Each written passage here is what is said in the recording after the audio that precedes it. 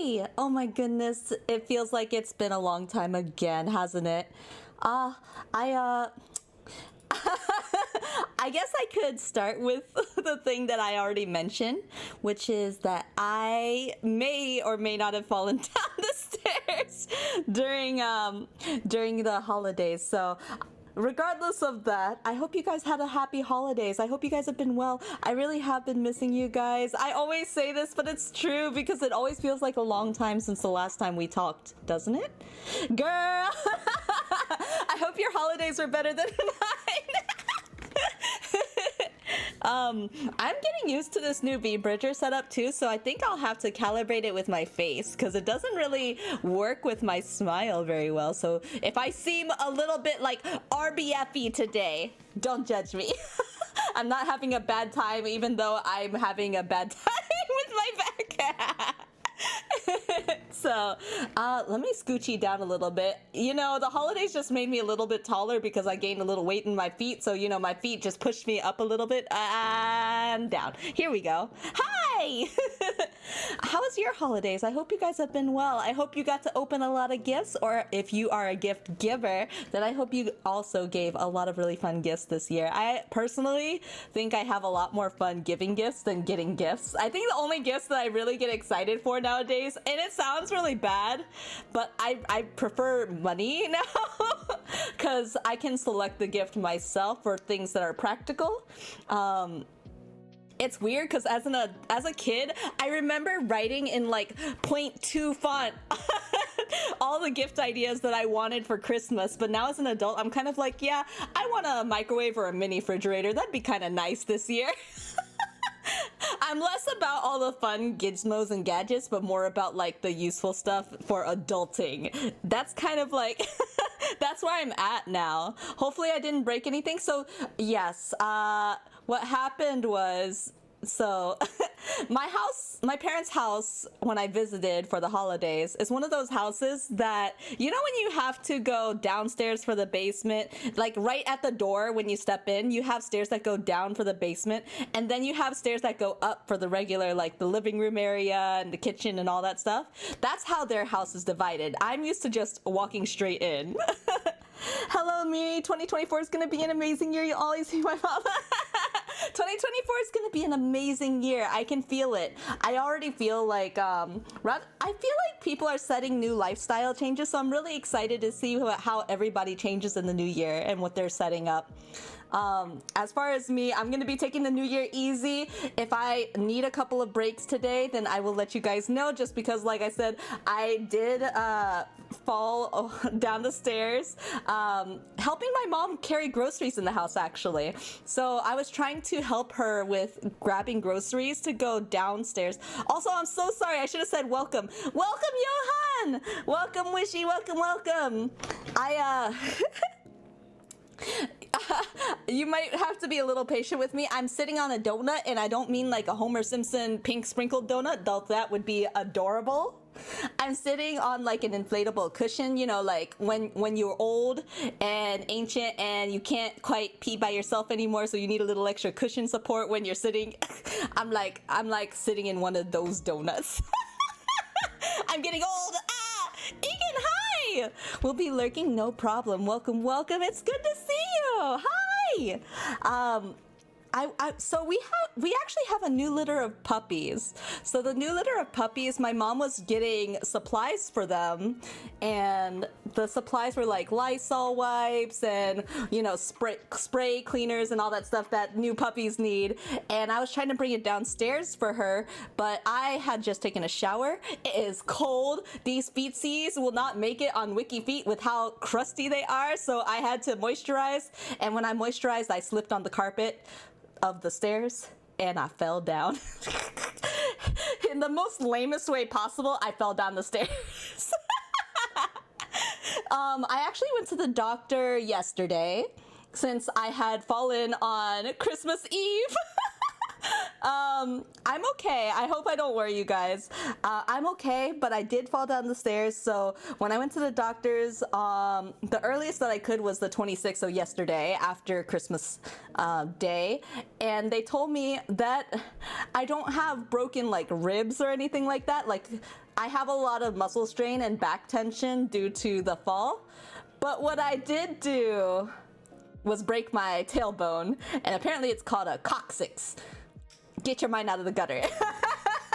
I broke my tailbone. It's like the very end of my tail. I chipped it. It's just like, you know, when you have a cat and it chips its tail. The doctor was like, yeah, your tail tip like might not grow back straight. Like it might not heal straight. It'll be like when you have a cat tail and it just is forever like a little bit dented. It has like a little crink in it. That's kind of like where my butt's at right now. So I'm sitting on a donut to make it easier for my tail. And I'll be probably sitting in this donut for the next 4 to 6 weeks is what she said. So I will be healing slowly but surely. It doesn't slow down any of my plans with the chicken fam. Trust me, I have too many that I can't give up. So I just wanted to let you guys know straight up, like, yeah, this is why I need the donut. The donut is for my booty, my dragon booty. It's like donut shaped. I'm calling in the renovators to make your floors padded, but I fell on carpet. And it was at my parents' place. I fell on carpet. It's crazy. And I fell in a way that like my back hit the staircase at a 90-degree angle. So it was like, it knocked straight into my diaphragm and made it so I couldn't breathe. It literally knocked the air right out of me. I was like, that's a crazy feeling. It literally feels like in one of those animes, like when the protagonist gets punched in the gut and they just have that one frame of like, oh, like the shock to face. That's like what it felt like. I just could not move or breathe. I just like hunched up on the ground. Both my parents, like my mom went to get more groceries. As soon as she walked in and my dad walked down from upstairs, they looked at me and they looked at me like I was stupid. They're like, are you dumb? I was like, I can't even argue with them because I couldn't breathe to talk. I was like, what do you mean? How are you gonna call me dumb? I can't even get up.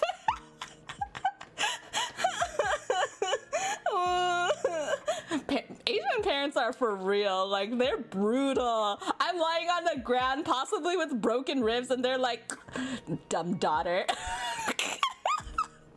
God damn it. But I am okay. I am okay. So, yeah, my parents are savages. Oh my gosh. I do feel okay. It's just one of those things where I have a lot of tension, specifically between like my shoulder blades. So sometimes sitting up for long hours can be a little difficult for me. So my streams may or may not be affected by how long they will be. But for the most part, I am still planning on a lot of streams. I actually bought a couple of new games from the winter sale because I couldn't help myself. So I bought a couple of games. If you guys are interested in the games that I got, it is, let me see. I just got, what was it? It was like a personality quiz type of game. Refined Self, which is a personality test game. It tests like typical stuff. I did buy Slay the Princess. What else did I get? I wish it gave me like the list. In Stars and Time. And then what else did I get? I'm sure I got more. I got 5 games. So I have 5 more games. Oh yeah, 100 Asian Cats. And what was the last one? Slay the Princess, it's a very long one. I was told that it's really good. So one of my friends really wants me to play it to see how I react to it. So I'm really curious what type of game it'll be. Yeah, my parents are savages. They will tell me like it is. And I was like, dang, no compassion, I feel. There was like one more game. I'm really lost on it. I literally just bought it too. Oh, Moonlight Peaks demo. I did get the demo for Moonlight Peaks. I can't seem to find the last one, but that's okay. Like I said, I did buy quite a number of games, so I'm very excited to see what they are and play that with you guys in the new year. That an RPG? Your dad checked if the stairs were okay? Listen, Listen, those stairs are like the final boss of a Nintendo game. I'm so glad that I survived. I'm lucky to have survived and conquered. My year's already made. Wait, why? Oh wait, oh, I pre-ordered Grand Blue Fantasy Relink. I thought that you meant I thought you meant your year was made from me falling down the stairs. I was like, what? I don't know what type of game exactly Say the Princess is, but it looks very stylistic. Like the art is very distinct.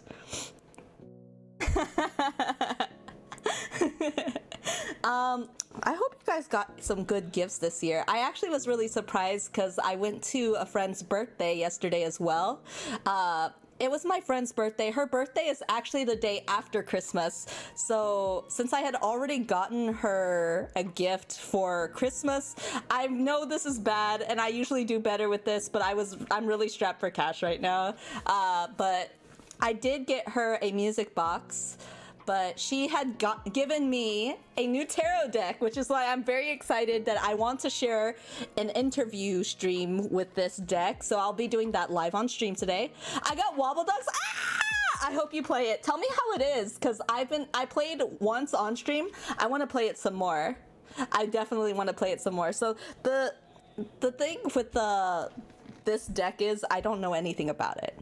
It's a really interesting deck. In fact, let me switch screens and I can show you guys what the deck looks like.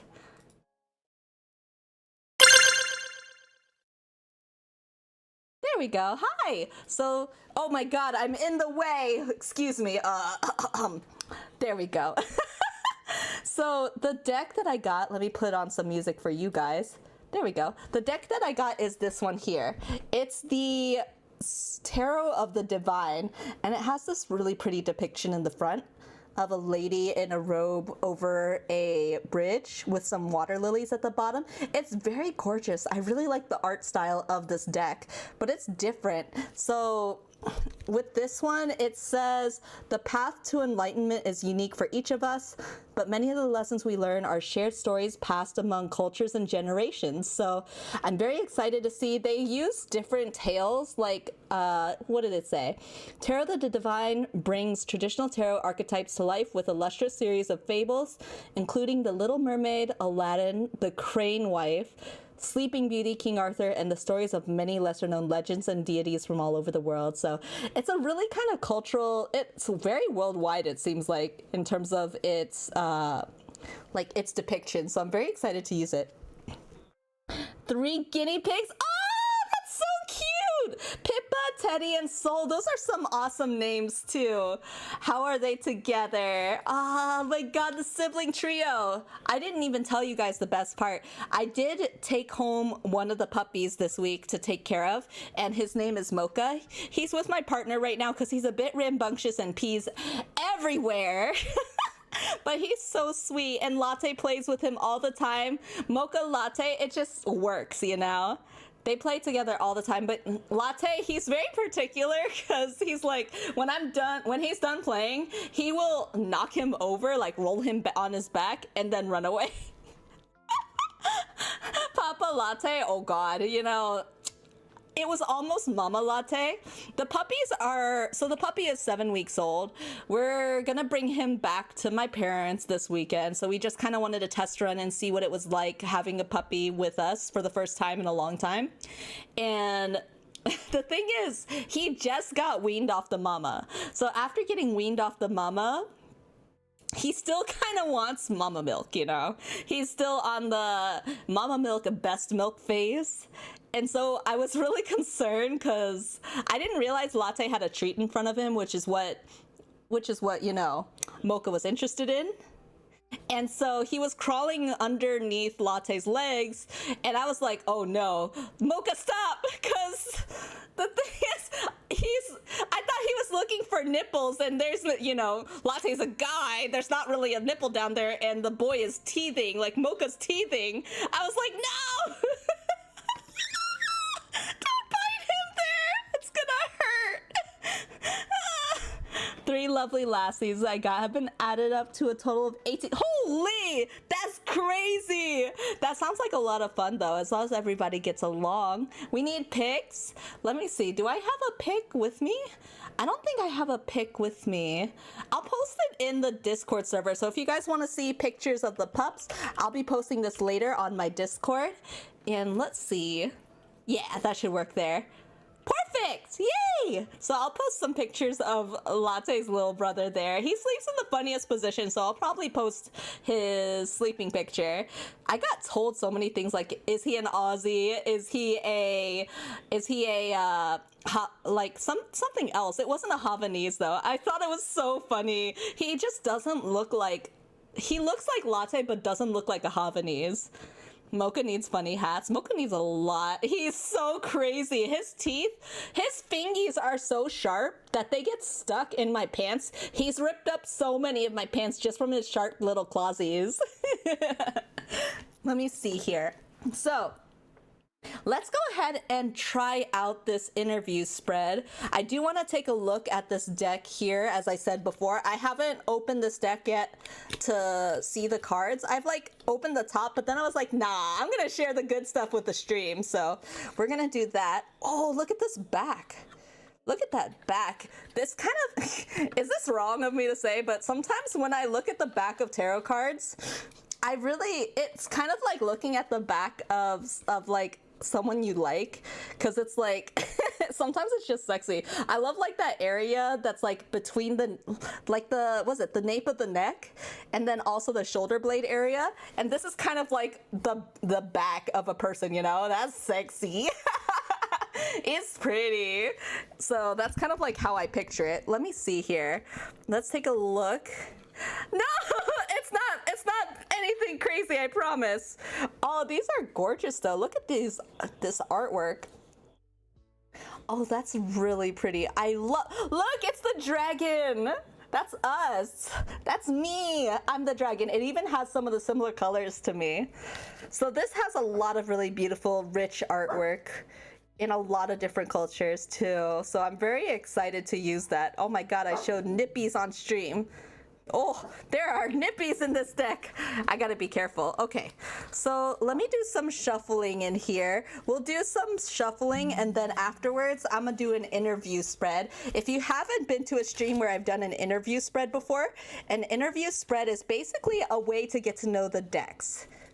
Uh-oh, Stinky, YouTube, calm down. Neil, just cause it starts with N for nippies. Neil nippies, it is not your nippies, it is not my nippies, it is not our nippies, it's just artistic nippies. I promise. Oh my God, that's a lot of guineas. The guinea babies. I think I have a problem in that I like naming all my pets after food, and I swear it's not because I want to eat them, but they do look delicious sometimes. I'm just saying they are deliciously adorable. It's like when you see a cake that's just like so pretty, like made up with all the icing, all the sprinkles, all the bells and whistles, and you're like, that's delicious. It's like artistic delicious, you know what I mean? Let me do some shuffle-uppalos.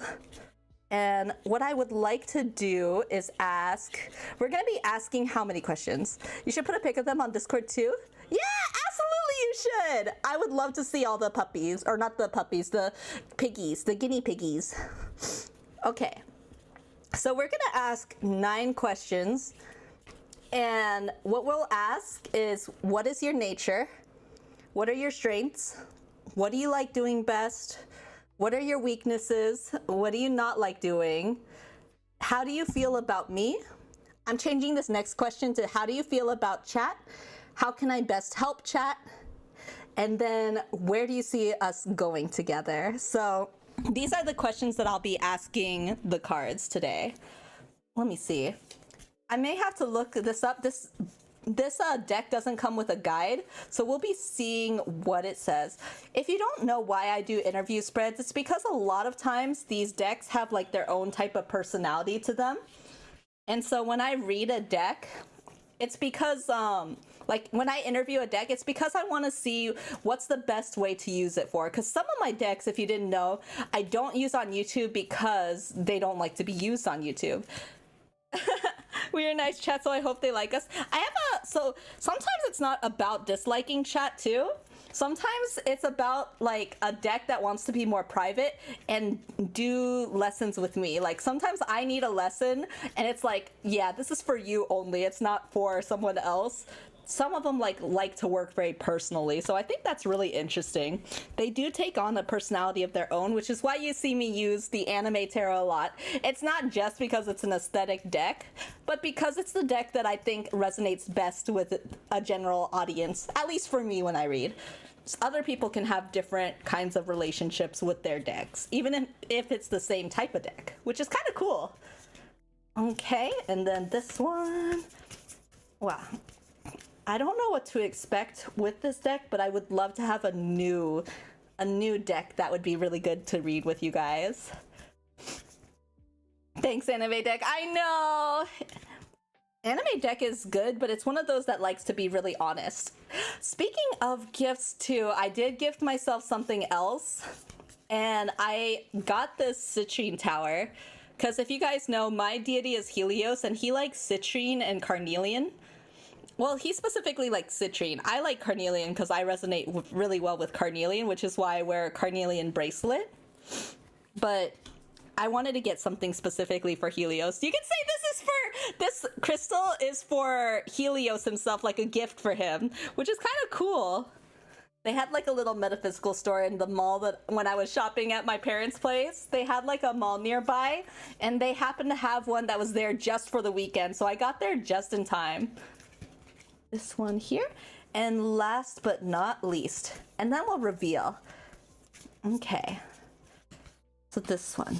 Okay, let's do some revealing. So the first one, this is the what is your nature? 10 of Wands reversed. So 10 of Wands reversed.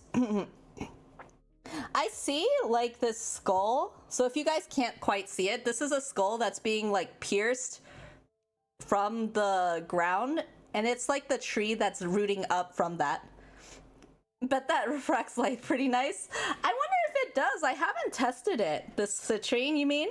It's very clear though, so I love the way that it's like, I love how it, like it's very clear to see through. You can see like the cards through it very easily. Wow. So 10 of Wands reversed.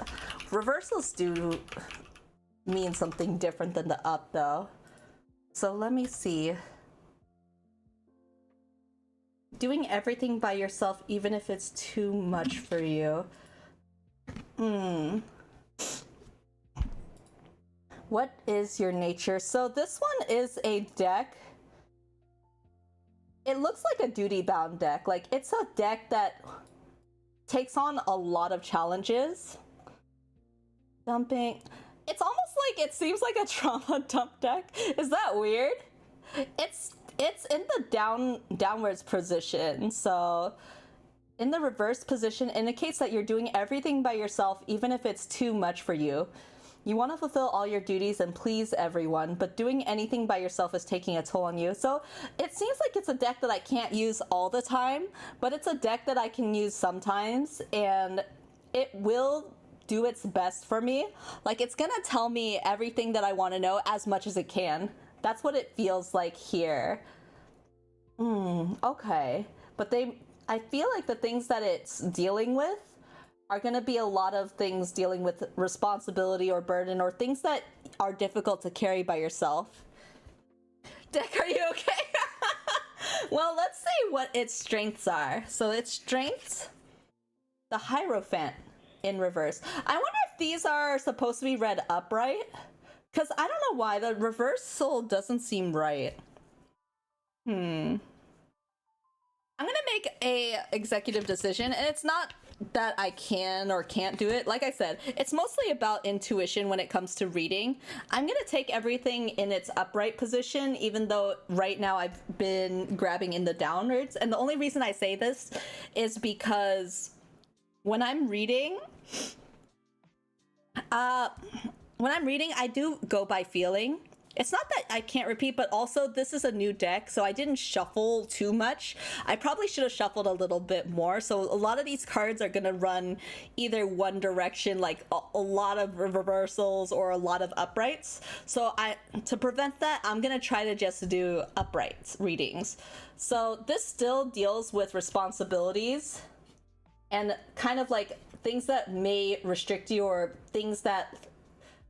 It's a very dutiful deck. One Direction the band, stop! You know, a long time ago, I made a joke about Nose Pass and One Direction because it's one of those characters that just, like, Nose Pass's dex entry is something like it faces One Direction. So I had a Nose Pass and faced it towards a One Direction poster.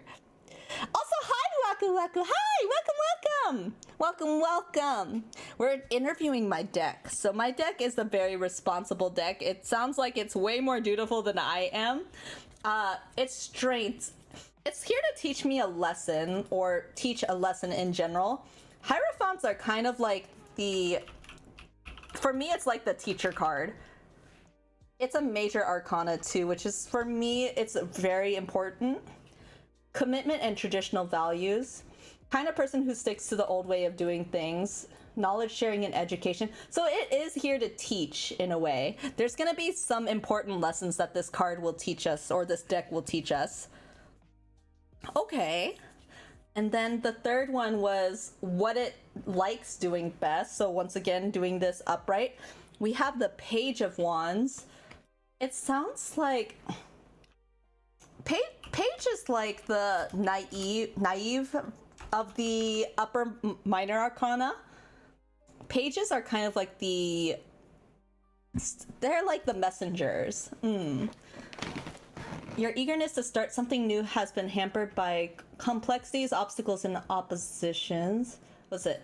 Inspiration, ideas, discovery, limitless potential. I think it'll give you advice about... specifically about passion projects. Its strengths, what it likes doing best is talking about the things that you're passionate about. If you like doing something, this deck loves to talk with you about that thing that you're obsessed with. So this is kind of interesting here. You can see that the card, it has a character that's like celebrating with, it looks like, I can't tell what that is. It's almost like a big paintbrush and some kind of tool in the other hand, but she is very happy, very joyful, almost like dancing. Okay, so then what do you not like doing? No, what are your weaknesses? So this is what are your weaknesses, and the weaknesses is 9 of Coins, which sounds, it's a dutiful deck. Like, I think this deck is hardworking, but it sounds like this deck, it doesn't really like to talk about like career specific stuff. So 9 of Coins. Let me check here. Having the financial independence, having the self-reliance of personal pursuits, the ability to treat yourself with luxury. It's literally like, I don't want to talk about money or your financial stuff. I don't want to talk about career. No work, only hobbies. Exactly. He's kind of like an all fun type of deck, it sounds like. And this is Judgment here. So this is the what do you not like doing? It's not gonna tell you the answer. Judgment is kind of like a card that's about like, was it absolution? Is it? Judgment Tarot Mute. It's referred to as a time of resurrection and awakening, a time when a period of our life comes to an absolute end and making way for dynamic new beginnings. Awakening, decision making. It's not going to tell you how to make a decision, yeah. It's not, you have to make the decision on your own. It's not going to tell you the solution. Or rather, it doesn't want you to take this deck as the only solution, if that makes sense. Okay. Two of coins. Oh, this is 2 of Coins, not 2 of Cups. Okay, 2 of Coins. So this is, how do you feel about me? It seems like we have a work partnership. I'm pretty sure this is like something like a work partnership, because 2 implies like 2 people. And I'm pretty sure it means this deck and me. So 2 of Coins. To juggle, let me see. Multiple priorities, time management, prioritization, adaptability. What? You think... So the way that I perceive it is definitely like a partnership aspect, but part of it is also saying that it's like a deck that's telling me to clean my room or to like get your shit together type of deal. Like I have to be more organized to work together really well with this deck. This deck likes if I can keep myself like eyes on the prize type of deal. If I get out of focus, that can affect my reading. Like if I don't have the right type of mentality to, it's like it wants me to keep upward progressing. And if I'm not working on things, like working on bettering myself, this deck is kind of like side-eyeing me. That's kind of how it feels like. Okay. And then this one is how it feels about chat, which is 9 of Swords. Oh. Why do I feel like... So this feels like chat down here, and this feels like the deck. I don't know why. This is like my first intuition of this card. So 9 of Swords usually has to do with losing something, I'm pretty sure. 9 of Swords, Tarot. Being played... Oh. Okay. It thinks that you guys worry too much. It thinks that you guys deal with a lot of fear or things that kind of, it's like those things that keep you up at night. There's something that worries you a lot and keeps you up at night. That's why I think like this card has like the person peacefully sitting above. That's why I think that's the deck. And I think this is you guys. This is how the deck sees you guys. Like, always worrying about something. There's always something new to worry about. It's like the feeling of not living in the moment, but just being worried about what's happening at the moment.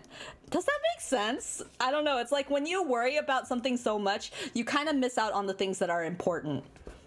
Okay, then how about this one? Ace of Swords. So this is the question of how best to help chat. I'm pretty sure that's what I said earlier. So Ace of Swords. Oh my god, my back. I'm trying my best, hold on. Oh, laughing hurts. Oh, make me stop. Ah! Ace of Swords, breakthroughs, new ideas, mental clarity, and success. So how I'm supposed to help you is to kind of break you out of that mindset and kind of open up not new opportunities, but kind of open your eyes to new ideas. It's kind of giving you out of this mental fog, which you can kind of see here. There's a lot of like smoke here. It's like clearing up this fog is what's important here. Taking out the thing that binds you, because this sword is able to kind of cut through all the ties that are binding you. Okay. And the last one here is, where do you see us going together, deck? 10 of Swords. What? Do you see this bloody massacre? What is this? Sir, ma'am, hello? 10 of Swords. 10 of Swords, meaning. Okay. Painful endings, deep wounds, betrayal, loss, crisis. 10 of Swords shows someone lying face down with 10 swords in his back. Red cape drapes over the lower half of his body as a sign of dignity. While the dark sky is ominous, the sun is rising on the horizon, bringing a renewed sense of hope and opportunity. The calm sea in the background also brings solace, suggesting that even in times of darkness, there's a sense of peace and calm to be found. I think when my time comes to an end with this deck, I'm gonna end up feeling like a sense of like loss. Like there's gonna be a time that I think I stop using this deck because I won't need the lessons that this deck is teaching me anymore. And I think at that time, I'll be in a better place. Like I'll be calm and in a solace. But right now, how to say, it's like it's gonna happen inevitably. This is something that will happen. I'm just not sure when that will be, but when I get there, this violence is gonna end. Like there will be peace at the end of it. I'll feel much better at the end of it.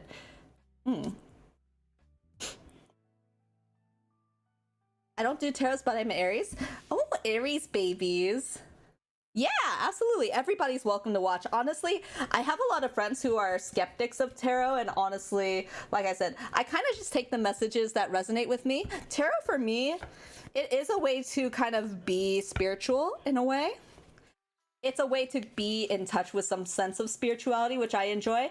But above all, like, it's just meant to give it a general advice. If you don't resonate with the advice, maybe the meaning isn't for you, but maybe if you feel like it does, then it could help you. So that's kind of like what I believe. Well, I have kind of like a unique experience with tarot though. For me, I am under like I guess you could say I'm under like a religious denomination, but I'm kind of like loosely following. The reason I say this is because for me, tarot helps me to feel more in touch with my spirituality. And I love that. I kind of love the idea of opening up and kind of figuring out or having like a direct line. It's almost a way of me getting a direct line to some higher being to say like, hey, I need a little help or a little advice. And I don't think anything necessarily happens by chance. Things are meant to happen. And I genuinely believe that. Like with people too, even my bad experiences with people are meant to make me a better person or to help me grow in some way or learn a lesson. Sometimes I'm the bad person and I need to realize what I did wrong. And it helps me to feel like more grateful about the lessons that I learn. I kind of love that.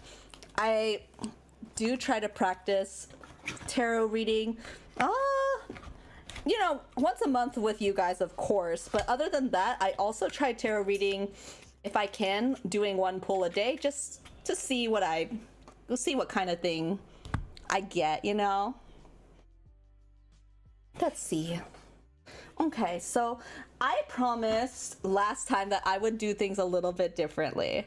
So I had a lot of people who were Pisces who were at the end of the cycle. So I decided to do this the opposite way, just so that it's fair. And plus it's the last reading of the New Year's. Oh my gosh, it's the last reading of the New Year's. I hope you guys are excited for 2024.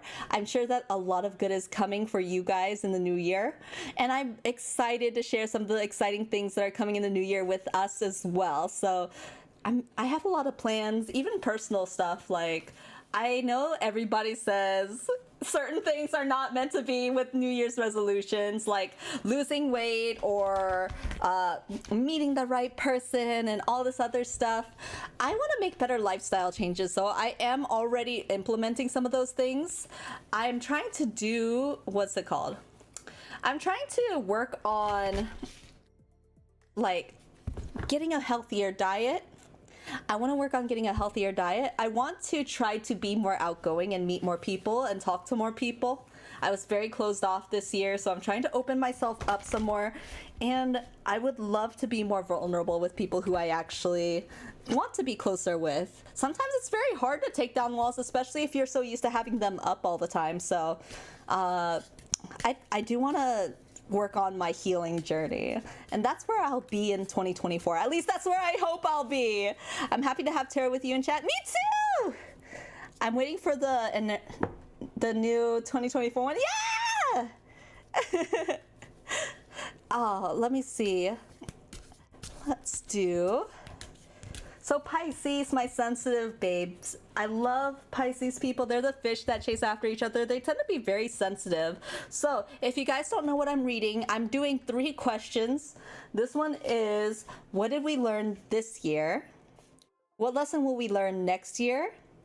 And who's going to help teach us this new lesson? So who will we meet that will teach us this lesson, or who in our life will teach us this lesson? The type of person, rather. So let's see what we have here for Pisces 2024. And let me write down the time. So it's 47:01. It's 47:00. We've already been together for almost an hour already. I talk way too much. I got too excited because I had a lot to catch up on ever since I told you guys, you know, I had to catch you guys up on the health updates, and then also the other things, like check on how your Christmas and your New Year's was. It's fun. I'm glad. These are definitely meant to be just like fun chill sessions. It's kind of like hanging out in a room. When I talked to people before about streaming, I'm used to just being in a room basically with me and my partner. So when I'm in a room with you guys and picture it kind of like in that sense, being in a room, no matter how many people that is, above the like one is crazy to me. It's just a good way for us to all to hang out together, and I love that. So let's do this here. What did we learn this year, Pisces? Page of Wands. That's an interesting card. It's like a jockey. Oh. Four of Pentacles is what lesson will we learn next year? And this is Four of Pentacles in reverse. And then lastly, we have Seven of Cups in reverse. And I will take the reversals for these readings. So let's see here. There we go.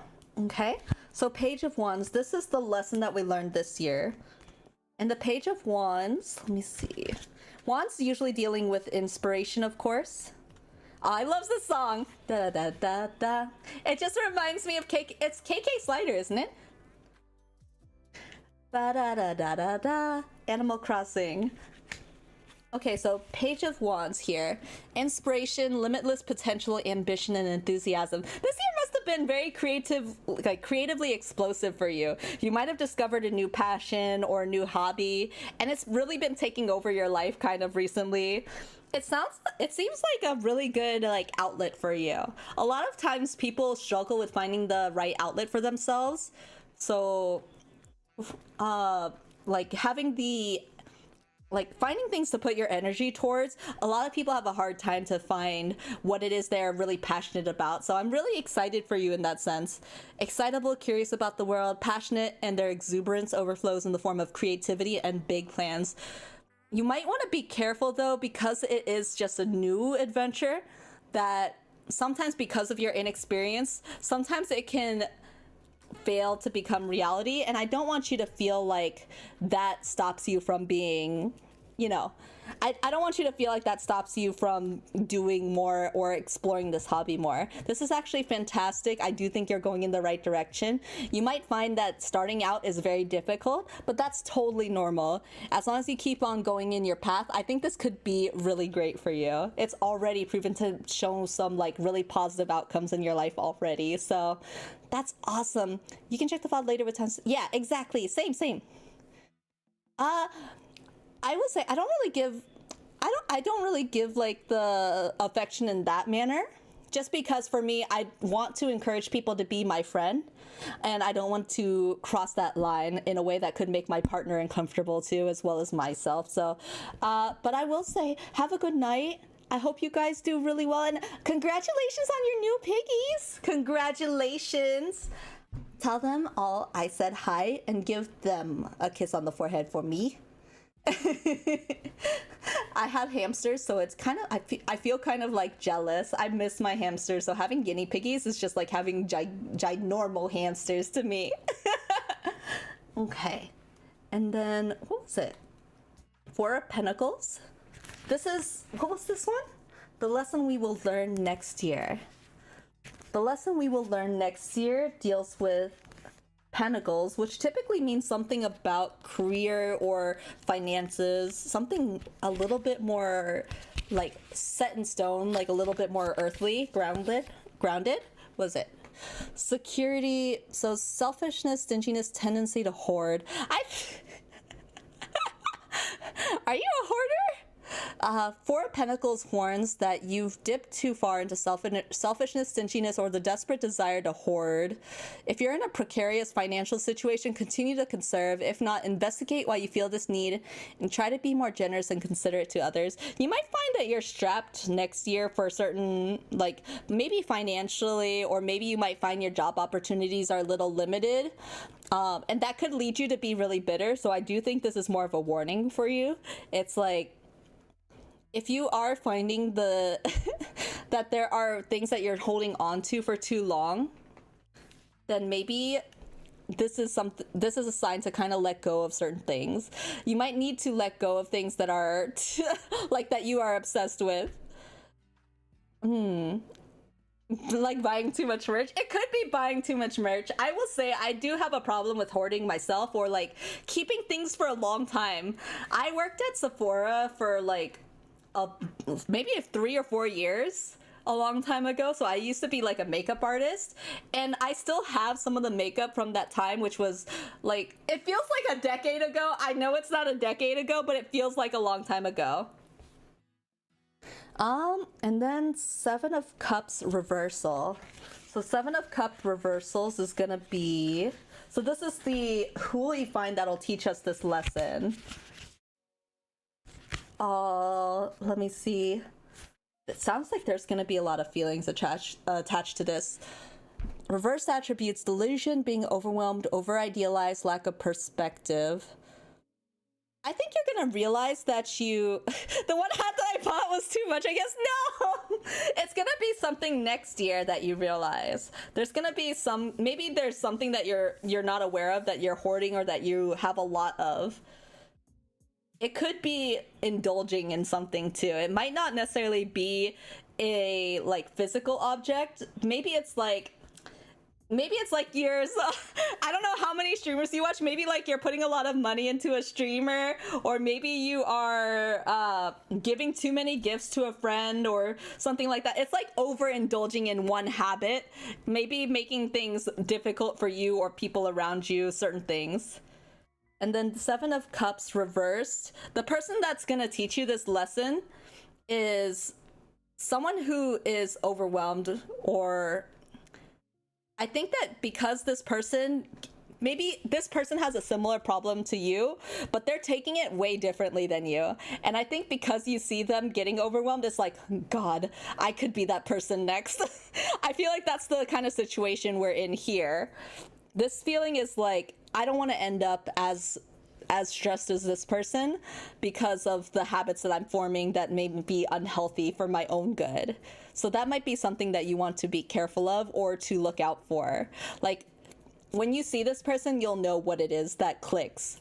So then one more message. Let me do a oracle message here.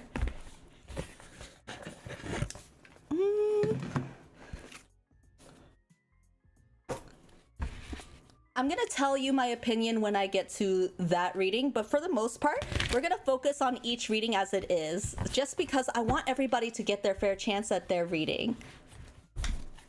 So let me see here for Pisces here. Wow. And by the way, if I haven't said so already, if you do come across any of my past readings and you do decide to watch any of them, they're perfectly suitable for any time, even if it's not the current present. So if you do find that you do want additional messages, or you want to see what previous messages are that could be pertinent for you, those are still totally valid, even if it's past that date. I used to watch a bunch of oracle readings or tarot readings just to kind of get a feel for where I was at. And I always watched a lot of old stuff because it would be recommended on my feed. Otherwise, there's also, There's also like making sure that you check not only, once again, your sun sign, which is what most people associate themselves with, but your moon or your rising, which can depend on your time, date, and location of birth. So keep those in mind as well. Yeah, we definitely going in reverse. So then Armadillo Spirit, set healthy boundaries. So this kind of lies in the same for Pisces. So if you guys are someone who tends to like get stepped over, I feel like Pisces people are very sensitive. This is something you want to be made wary of. You want to make sure that you can set those healthy boundaries in the new year. Make sure that I think whereas I need to open up more, you may need to guard yourself from certain people who may take advantage of your kindness.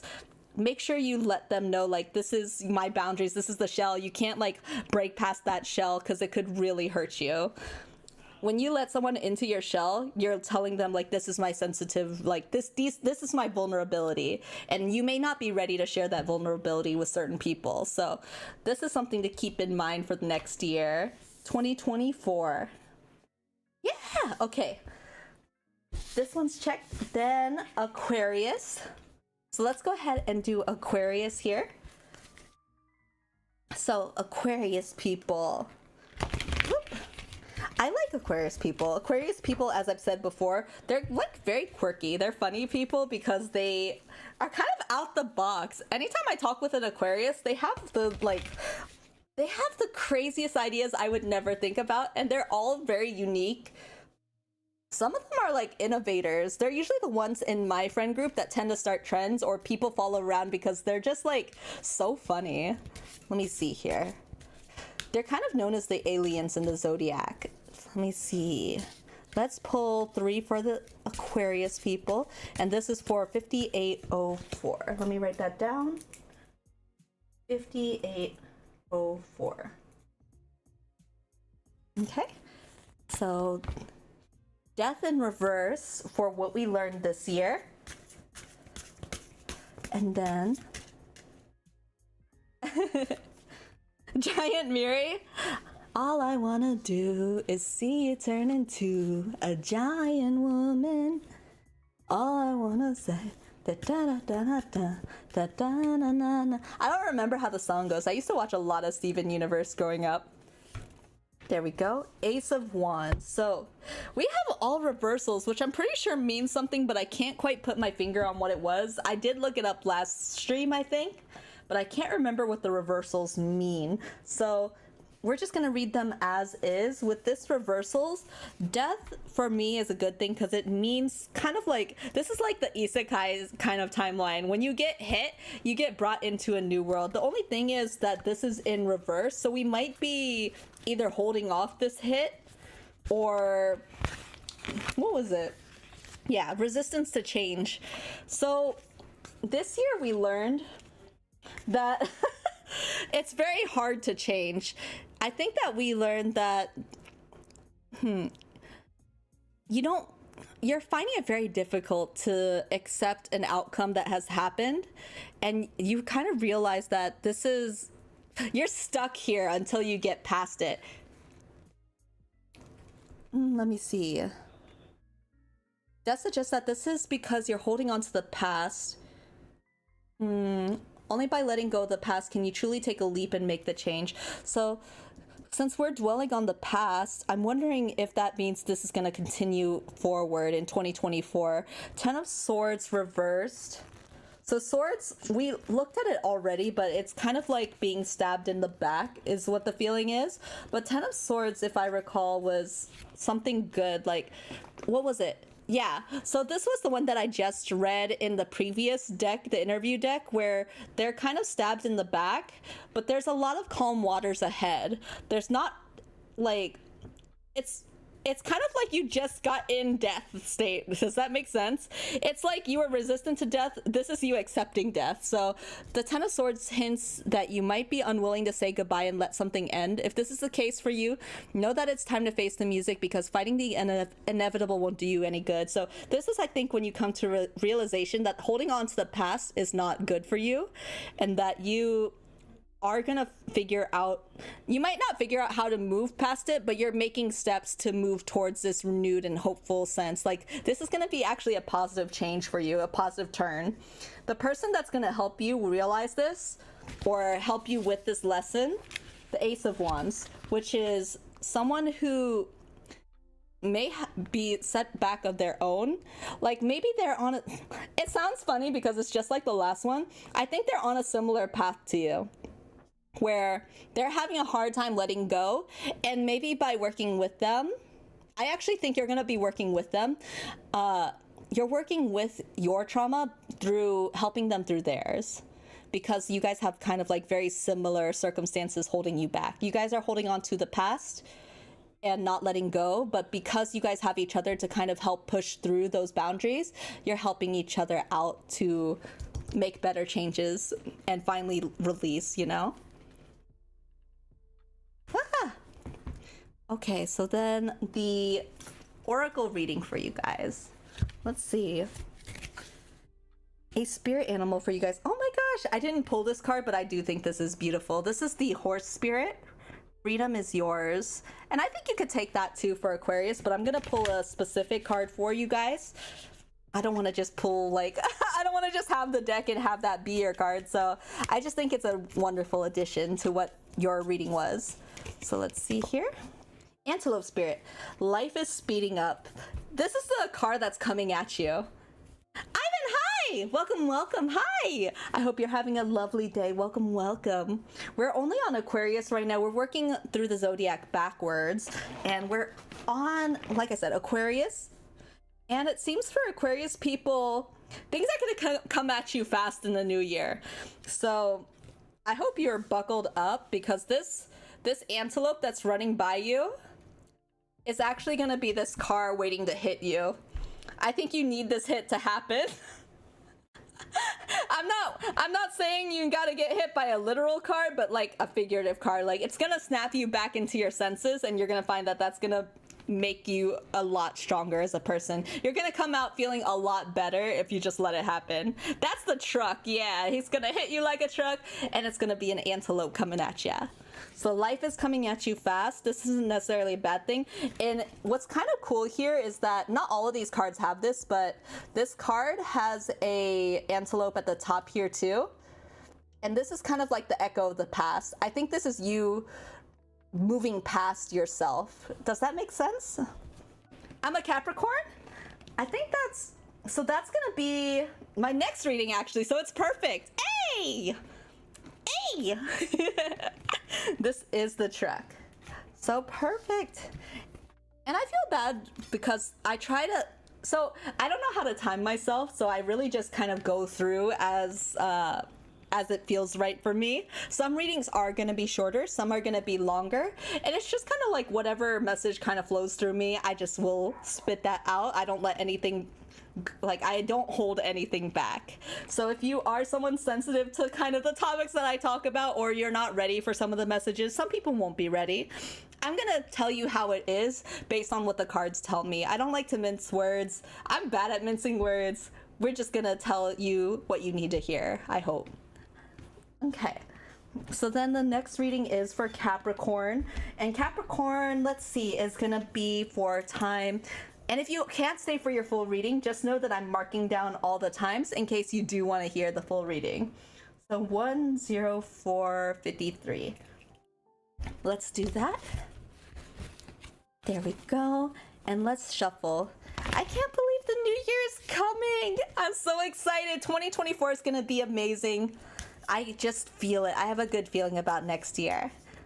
I haven't had a good feeling about the following year in a while. And I don't say this pessimistically, but as a kind of like a positive change that there's something good, I don't know, about the feeling of next year. So not just for me per se, but I think a lot of people are going to find 2024 as their year. So I'm happy for everybody. I'm excited to see what happens with everybody, what kind of changes will come, and what will stay the same kind of. It's like opening a gacha box for the new year. The character zoom in just scared me. I'm sorry. I usually do a different type of zoom in. I usually do a, you know, like a that kind of zoom in. I'm not trying to scare you. I'm sorry, Ivan. I'm sorry. Ah! Knight of Wands in reverse. So this is what we learned this year. And then what will we learn next year? What we learn next year, this one. Ace of Swords, upright. And who's gonna teach us this lesson? Your birthday's in January? Oh my gosh, when? Happy early birthday. Five of Cups reversed. Okay, so what lesson we learned this year? Knight is someone who rushes to the battlefield. They're a little bit more experienced than the Page of Wands, but they have a little bit more reservation just because they're a little bit more accustomed to like the battlefield, so to speak. So Capricorn people, very grounded. They're an earth sign. I get along with a lot of Capricorns. I like Capricorn people. Let me see. Energy, adventure, inspired action, but in reverse, haste, scattered energy, and frustration. The Knight of Wands in reverse indicates frustration or why is this so hard? Alternatively, a lack of focus. They show up reversed when a project isn't going as well as expected. Perhaps you're frustrated by a lack of progress or stymied by roadblocks. Perhaps you're too scattered working on too many different projects and therefore completing none of them. You should be more cautious in order to avoid mistakes. Okay. 17th. Oh, that's coming up really soon in the next couple weeks here. Do you have any plans for next year for your birthday? Oh my gosh. I was so excited because tomorrow is the day that I get to say, especially because it's my last stream, this is why I say this. It's my last stream until the new year. I get to tell you guys tomorrow, I'll see you next year. It's the one time I get to say it. Okay. Ace of Swords. So this is what lesson you'll learn next year. And this has to deal with intellect, truth, decisiveness, potential, and clarity. So a lot of the things that weren't clear for you last year, or maybe things that you weren't focused with, you're gonna find out how to do it this year. The thing is, when you look at the Knight of Wands, she's wielding a sword here. And you also have the sword here. So I think you don't really, like, it's almost like you're equipped with the skills, but you don't know how to use it in a way that helps progress you further. You're gonna figure out how to progress yourself in this new year a lot more clearly. Like, you will have a goal that cuts straight to the point. I think that you're managing your focus. Five of Cups reverse. This is the type of person that you're gonna learn this lesson through. So the person who is the Five of Cups is someone who healing, renewal, possibility. You've either finally arrived at a point of healing after a great time of pain or loss that you experienced might not be as terrible as it seemed. What you thought was over and done with might still have life in it. Either way, after a period of feeling pretty down, things are starting to look up.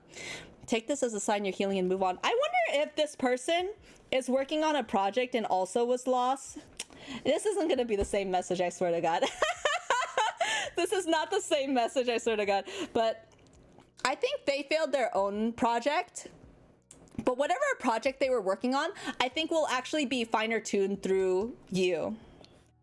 I think that you will come across them, and because of this project that they're working on, your project might actually be guided through them, or the study that they're in, or the avenue that they're looking down. You might find that it's the same avenue that you want to go down, or the same, like, it'll be a better way to funnel your passions or your desires into a more usable outcome here. This person is very sensitive though, is what I'm feeling, because anything that is cups is like the water signs. They tend to be very emotional or very sensitive, so you still need to tread cautiously. I think that your eagerness can sometimes overwhelm them in a sense. That's just the feeling that I'm getting. I think you could be overwhelming them at first with how excited or how passionate you are about what you're trying to do. It's kind of like you know how I'm losing my words? It's kind of like you're at a loss. You leave them at a loss for words. Not you. I think they have a loss for words. It's like they don't know how to deal with you quite yet. You're very different from them, is what I get the feeling. Okay, so then what is your advice here? I'm sensitive to Capricorn people. I feel like you are more the dependable type though. I find that earth signs tend to be very loyal and dependable. They're very sturdy, and some people call earth signs, specifically like Tauruses, boring. But it's not that they're boring, it's because that their actions are a little bit more routine or typical, that it gives you a sense of like, I can rely on them because it's safe and comforting because you know what's gonna happen with them, you know? Exactly. Do it! Just do it! Nike commercial. Okay, let me do a poll. Scare a beetle spirit. Magic works through you. So magic, when I see magic, I think of the Magician card, and the Magician card is a card that has all the sweets with them. So you have your wands, your pentacles, your cups, and then your swords. When you have them all together, it's indicating that you have all the tools at your disposal and you can make anything happen. You just need to believe that it can happen. So if you set your mind to create, you're gonna be able to do magic, you know? You're gonna make it happen. Scarabs are also kind of like, it reminds me of like Egyptian culture. Like scarabs are always kind of like magical there as well. So that's kind of like an interesting thing. I don't know if you know someone or if you are of Egyptian descent or anything like that. I just think that that's like what's coming through my mind. It's like magic. Let me see what it specifically says. Sometimes I want to read through these. So scarab beetle. Magic works through you. In ancient Egypt, the scarab beetle was revered for the creative magic of scarab beetle. Reminds us that we can bring forth something extraordinary, seemingly out of thin air. I think that's the thing. This person is intimidated because you kind of just make things happen and you don't even realize, because it's just kind of like, you needed this. You said you needed this and I got this for you. What's wrong? I think you don't even realize the kind of magic that you can pull forward that really surprises the people around you. Plot twist, this is me back at the medieval times. What? Medieval scarab beetle? I actually, you know how they have like those Renaissance fairs or festivals and stuff like that? I've never gotten my tarot read in one of those, even though I'm interested in tarot. I usually only get these done through friends who also practice and study tarot, just because I trust their opinion more to not take my money. I guess like if there's no monetary incentive, I don't know if they're trying to scam me for my money or if it's for actually like telling me advice that I need to hear. Hi Ansel, welcome. Hi. Your name reminds me of Arc Knights, and I loved Arc Knights. I used to play religiously for a long time, and Ansel was like the medic, I think. It was like the medic with like bunny ears, and I thought he was really cute. Welcome. I hope you're having a great day. Welcome to the stream. It's almost 2024, and I hope you're strapped in and ready for your lessons for the new year. Yeah! Let me see. We are currently on Sagittarius. So Sagittarius is 1/14/20. What? I'll be recording everything. So if you did miss your reading, don't worry, because it is gonna all be recorded and the VOD will still be up afterwards too. You played Arc Knights too? Did you have a favorite? I remember really like my first favorite character was Nell, because it looked like, I'm pretty sure her name is Nell. She's like the blonde haired girl with cat-ish ears? I can't remember. And she has a shield. She reminds me of Leona, which is why I liked her. Leona from League of Legends. So then let's see. Sagittarius babies. The fire signs. Fire signs are very explosive. They tend to be very passionate, act before thinking. But Sagittarius specifically tend to be very like, they're like the host, not the host of the party, but they kind of remind me of like your Leonardo DiCaprios. Like they tend to be very, it's not showboaty per se, but they do command attention in the room. Let's see. What was your lesson this year? Lessons for Sagittarius this year include Judgment in reverse. What is the lesson next year? Wah!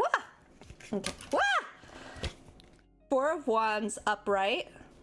And then who's gonna teach you that lesson?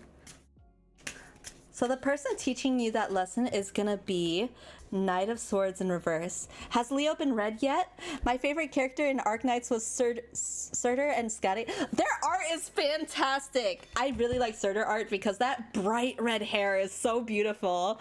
I have not read Leo yet. Leo is gonna be in, excuse me. Sorry, I just, puff up sometimes. Don't worry about it. Leo's gonna be in 4 more readings. So I have Scorpio, Libra, Virgo, and then Leo. Leo's actually both of my parents, and Leos are, like I said, they're very interesting because they are fire signs. And they are very strong-willed, which makes them very dependable friends. They will be the friends that fight for you. but they also like to think that they're right most of the time. My parents both think they're right most of the time, and they butt heads a lot. Let's see. So Sagittarius. Oh, I already shuffled, excuse me. Sagittarius, Judgment in reverse. So Judgment has to deal with, let's see, the Atoner. Over criticism, inner saboteur, introspection. I think you've looked inside yourself and you found a lot of things that you ended up not liking about yourself. First step towards healing progress is often forgiveness. You can't move forward if shame and anger are holding you back, or if you're being overly critical of yourself and others. While accountability is important to an extent, don't let fear or guilt hold you down or prevent you from growing. So I think you realize that some of the stuff you may have been okay with in the past is no longer serving you, or maybe the people around you. I think you realize, like, there's certain bad habits that you're like, ugh, it's almost like cringing at your high school self. Can you remember, like, the people who had, like, the big puffy scene hair, and when they get older, they become, like, prep type people, or, like, you know, like the office type people that are clean cut and things like that, and they're like, don't remind me of that cringe time. I'm still living in my emo phase, basically, but it just reminds me of, like, that, like when people used to have their hair with the raccoon tails and things like that. I remember when I was a kid, I used to go to high school and tie a dream catcher to my hair because I thought that was cool. I was like, that's my idea, this is something I'm gonna coin. And I still cringe at those pictures, but it's still important to go through those types of phases. It's important in a sense, not just because we see how much we grow as a person, but also we learn a lot from making mistakes, or we learn about what we like, things like that. I had a flat top. I've never had a flat top, but I've had a flat bottom. You know, like, every Asian kid has gone through this, where they get, like, the mushroom bowl haircut. So I've had it where it's like 100%, like, it was like a 90-degree angle of my hair. I could have been Cleopatra, but Asian. Like, my hair had the bowl cut before. I used to have that cut. Luckily, I make better decisions now by myself as an adult, and my parents don't make those decisions for me. But that's kind of like what Judgment is for you. You realize this year you did some cringy things and you're kind of paying for it now. But the thing is, you're kind of being too hard on yourself. I think for Sagittarius people, realize, like, mistakes happen. It's gonna keep happening. And you need to realize, like, you don't have to beat yourself up that hard about it. There are things that you're like, yes, I should take accountability of this for, but you don't have to. Like, the amount of accountability you're taking is way too much that it's hindering you from growing or actually taking responsibility for it, if that makes sense. It's like, if I'm spending way too much time being like, I'm so sorry. Oh my gosh, my brain just went, I'm so sorry. My brain just went Blink-182, and I'm so sorry. My brain is, like, malfunctioning right now. I'm so sorry. But if you're spending too much time feeling sorry for yourself, you're not actually doing anything to fix the problem. And I think that's where you're stuck. So Four of Wands, this is the lessons that you're going to learn next year. So next year, the lesson that you're learning, let me see here. Wow.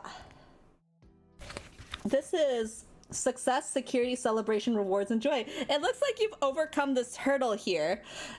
When the Four of Wands arrives, it heralds achievements on an individual and communal level. Reap the rewards for the groundwork you've laid, whether you've received a well-deserved title change at work or graduated from an educational program. Revel in this momentous milestone. You've done a lot of great work to make it this far, but don't forget the support of people who've helped you along the way. They saw your potential all along. So I think that's the thing. They saw your potential all along. You had a lot of issues in the past that I think made you feel unworthy. But you're gonna be carried to a higher place. Like, you are gonna go very far. Because there were people who, even despite your cringe moments, they saw who you really were on the inside. And they're gonna be the people who support you to go fast and past your limitations that you've set for yourself. They're the people who's gonna encourage you to go far. And you just need to make sure that when you do go far with these people who have helped you to get there, not to forget and fall back into this same issue of judgment where you're making the mistakes again and you're being a cringe lord and you're kind of like taking it hard on yourself without actually seeing the fruits of your labor or the fruits of other people's labor alongside you. The person who's going to help you realize this is the Knight of Swords in reverse. Knight of Swords in reverse is recommended by this mafia, I think it is. So, no, it's the mob boss. So this is the person who is gonna tell you, or this is the person you're looking out for this change. In reverse, this card advises you to be prepared for some cruel honesty and harsh reality of truth. They're gonna tell you like it is. It's gonna suck. You might hate this person, actually. I feel like Sagittarius people hate being told that they're wrong because they already know when they're wrong, you know? This person, it's almost like rubbing salt in the wound, but it's what you need to hear. They're gonna knock you out of this, like, woe is me type feel. They're gonna tell you, get over yourself. Not only will the cold hard facts sting, but they also might lead to major provocation. Debate can be useful, but be wary of sabotage or conflict for the sake of conflict. So I think there's a potential that even though this person will help you, you're gonna hate their guts. And honestly, that's okay. But you need to take the nuggets of wisdom that you learn from this person to make yourself better. So take advantage of the things you learn. Don't fall into the habit of like causing conflict just because it seems like they want to start a fight. Don't start that fight. Okay, let me do excuse me.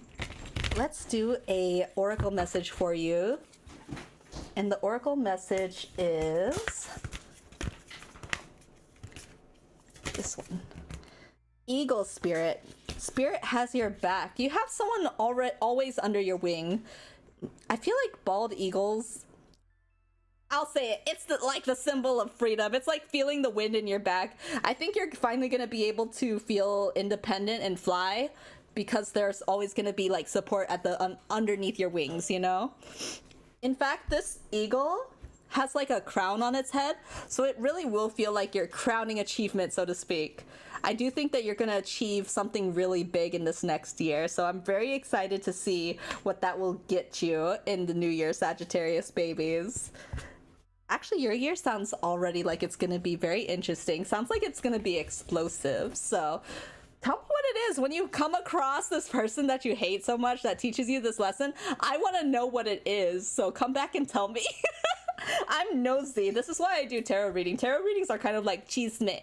They're kind of like, the rumor has it that this is what's going on with you. Okay, let's write it down here. So Scorpio is the next one. And Scorpio is going to be 01/25/11. Yeah.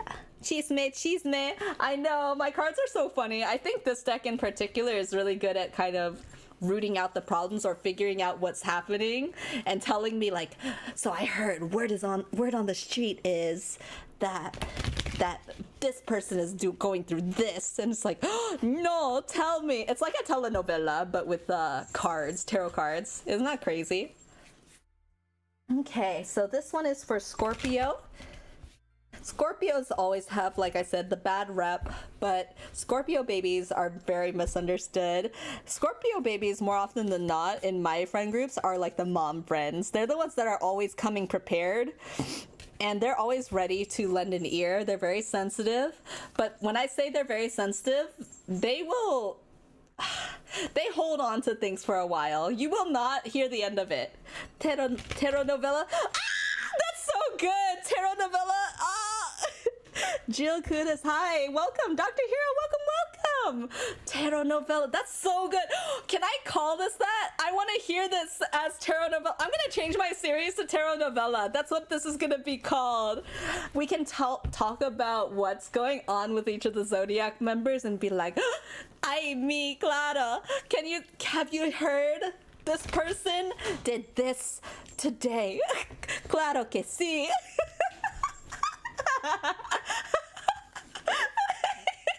I'm messed up from this. I can't unsee it or unhear it anymore. We're misunderstood? Yeah, 100% they're misunderstood.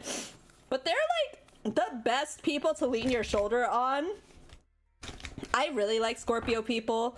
I have been burned by a Scorpio person, but it's only because it was my fault to begin with. And it's because I hurt their feelings. So it's one of those things where it's like, I don't think I've been wronged per se, where I wasn't in the wrong with a Scorpio. Scorpio people usually have a high sense of like justice, like their own sense of justice. Yeah, that sounds fun, right? Gasps in Spanish. Ay, Dios mío. I want to watch telenovelas. They always look so interesting. I have not gotten the chance to watch one in a long time. All I've been watching is like, do you guys know that show Encanto? I watched the Disney Encanto, and there's like this chick that makes really funny TikToks and YouTube shorts pretending to be, what's her name? The one with the Dolores, the one with like the hair bun, and she's like listening to the Rats telenovela from Bruno while her grandma's talking to her and ragging on Mirabelle. It's hilarious. So we have the World in reverse, Two of Swords in reverse.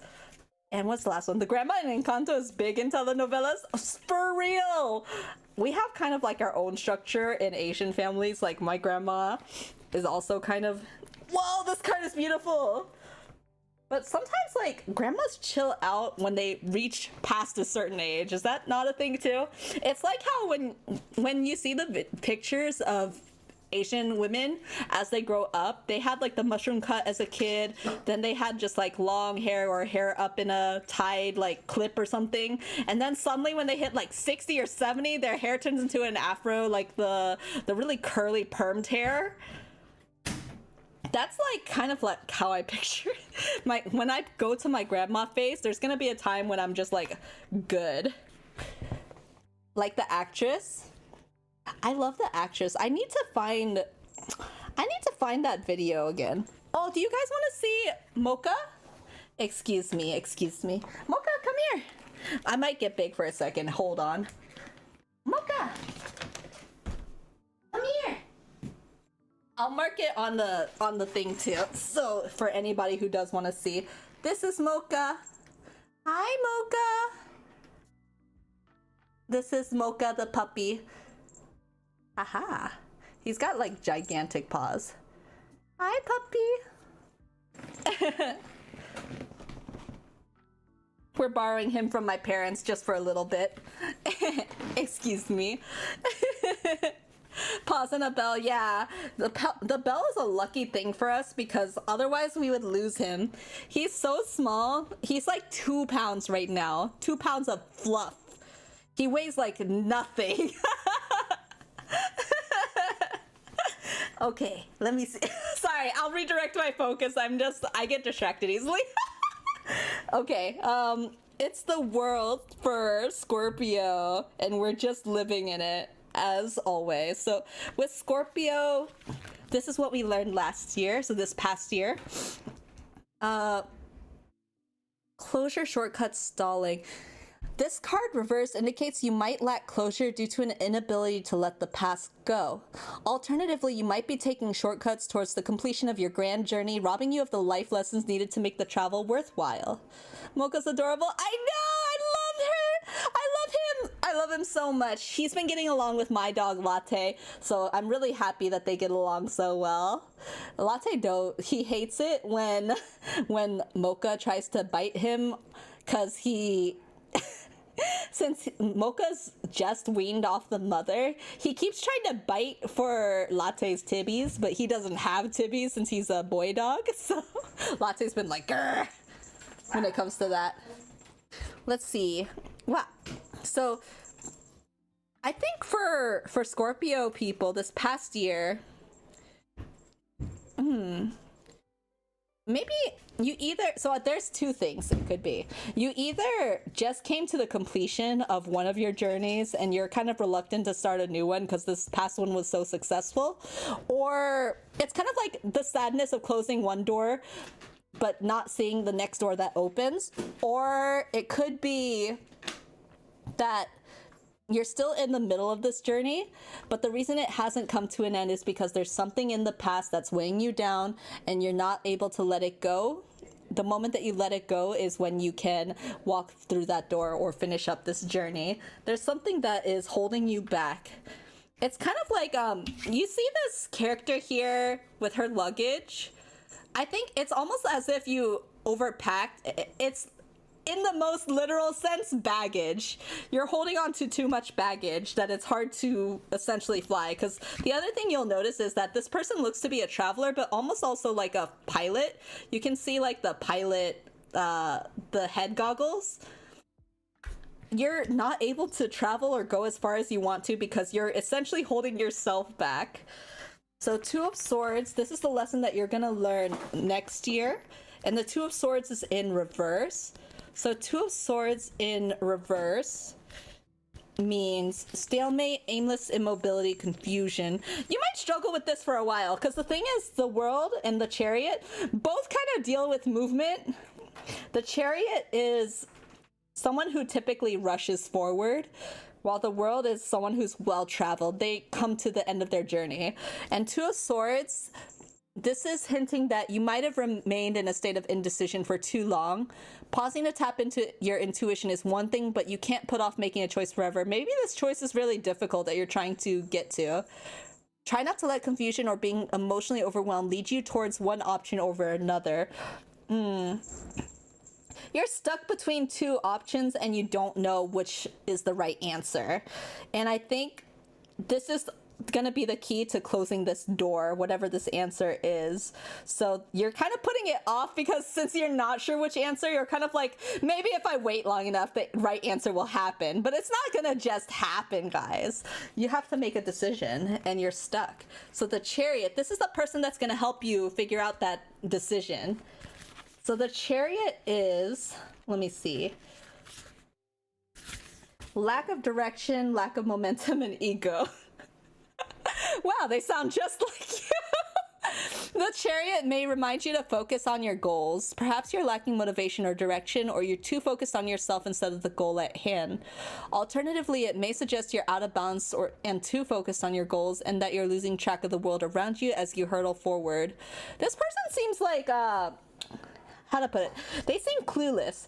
It's like they know what they're doing, but they'll also be they'll be like me and they'll fall down the stairs. It's like someone who's very practiced and normally has good direction, but then fumbles at the last minute. It kind of I don't know. Its reverse appearance may indicate that you feel powerless.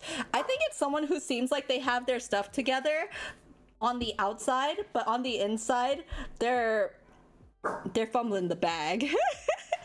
I think you're gonna meet someone like that, and that's the person who's gonna help you make your decision. Either that, or they may hold you back. So it's in the same sense that this is a Two of Swords. Like, it feels like a double-edged sword. That's the word. It could either go really good or really bad for you. So this decision is especially important.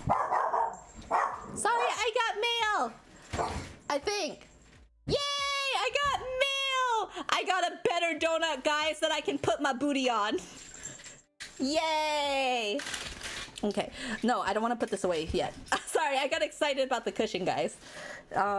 So if you didn't start at the beginning of the stream, I fell down the stairs during Christmas Eve, so I have to sit on a donut for my broken tailbone.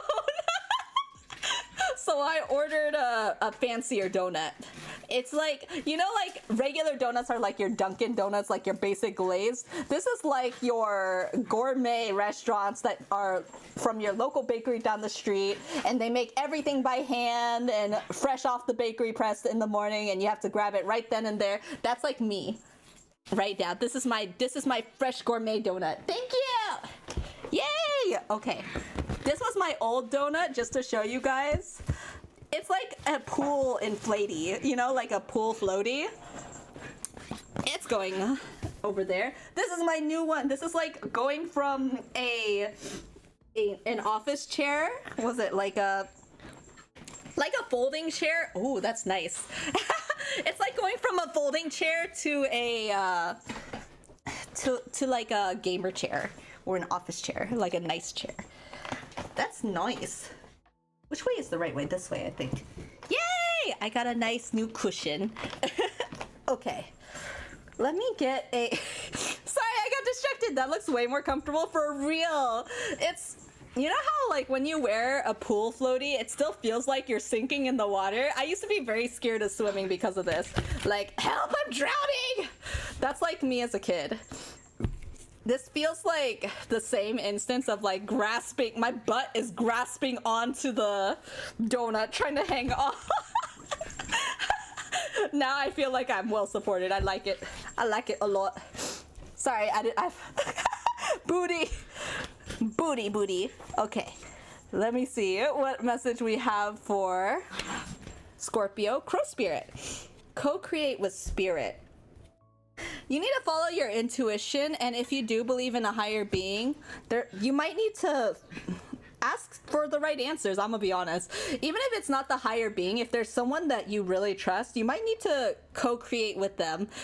You need to rely on someone else to make better decisions, because right now it feels like you're hastening too much your decision, or you're putting it off too long. So you need more information. Hanging on for dear life, me every day, honestly. I'm hanging on, and y'all keeping me together forever. So I hope that helps you, Scorpio. It sounds like you've been going through a lot, and whatever decision that's really weighing on your mind, if you are having a hard time, whether that's in like career paths, financial decisions, hobbies, passions, like I hope that next year is a fruitful year and that you make the right decisions that get you to where you want to go. 2024, I'll be hoping for that for you. Okay. Libra is my next one. So for Libra, we have... Where's my pen? Pen? There it is. It's gonna be 013905. 3905. Don't mind me. I'm just taking a nap. Sorry. Let's go ahead and get a shuffle in. Libras, very balanced. These are the people who I think... how to say, they have their own sense of right and wrong, and they will weigh the options actively at any moment to better inform their decisions. These are the people who they're represented by a scale for a reason. It's like in court they have like the scale where one side is going up or down depending on how heavy the objects are on it. That's exactly what they're doing at any one moment. Let's see. They're air signs, so they're a little bit more free-flowing, and I think that's why they're able to kind of juggle and make quick decisions in any moment. Libra people, despite being very balanced, they have their own sense of justice, I think, too. So I haven't gotten along with a lot of Libra people, but I like the idea of Libra people. Is that weird? Like the idea of someone? I like the idea of someone. I don't know. When I think of them in telenovelas, who would they be? They'd be like the uncle, or like maybe the auntie. You know, the auntie that just kind of has an opinion all the time about anything. I don't know. I feel like they're that person. Let's get a reading for Libra. Oop, this one, huh? 9 of Wands is what they learned last year. What did they learn this year? This year, they learn the Hangman. They might need to take a pause. And who's going to tell them they need to slow their roll? Who will tell them to slow their roll? It is going to be 7 of Pentacles. All right. So let's see who this is. 9 of Wands. This is what you learned this year. So anybody who is a Libra, this year you learned about protection, defensiveness, vigilance, past struggles, and boundaries. So this year was a year where maybe, I don't know in what way you learned this, but you're setting boundaries for yourself because you've already possibly been crossed way too many times. Or maybe you are the type of person who tends to let things slip by you. just to keep everything good, you know? You know how sometimes you let things slip by that you normally wouldn't because you want to keep the good vibes in a room or something like that? This year, you're going to be... This year, you're going to be better about setting those boundaries with people. Hey, dude, I'm not okay with that, you know? It doesn't have to be harsh or anything like that. Or maybe it is, but you'll know what the right way to handle it is in the moment. Indicates you might be preparing to defend your power and accomplishments and protect your vulnerabilities, even if there isn't a direct threat on the horizon. Perhaps you've had to overcome quite a bit recently, so you're on edge and prepared for the worst. Either way, your walls are up and your knives are out. The question is that really necessary? So it's one of those things, like, I don't know why, but earlier, like I said, it could be something where you're going... My brain was like, going for the throat. I hope it's not that savage. I hope that you don't feel like you have to go to that extent. But I think you're more comfortable to go that far if you need to protect yourself. I wonder who hurt you. Who hurt you in a way that you feel like you have to defend yourself so aggressively or so vehemently. But I think that it's almost like life has made you jaded, a little jaded, which is kind of sad, but I do think setting healthy boundaries is a way to process your healing.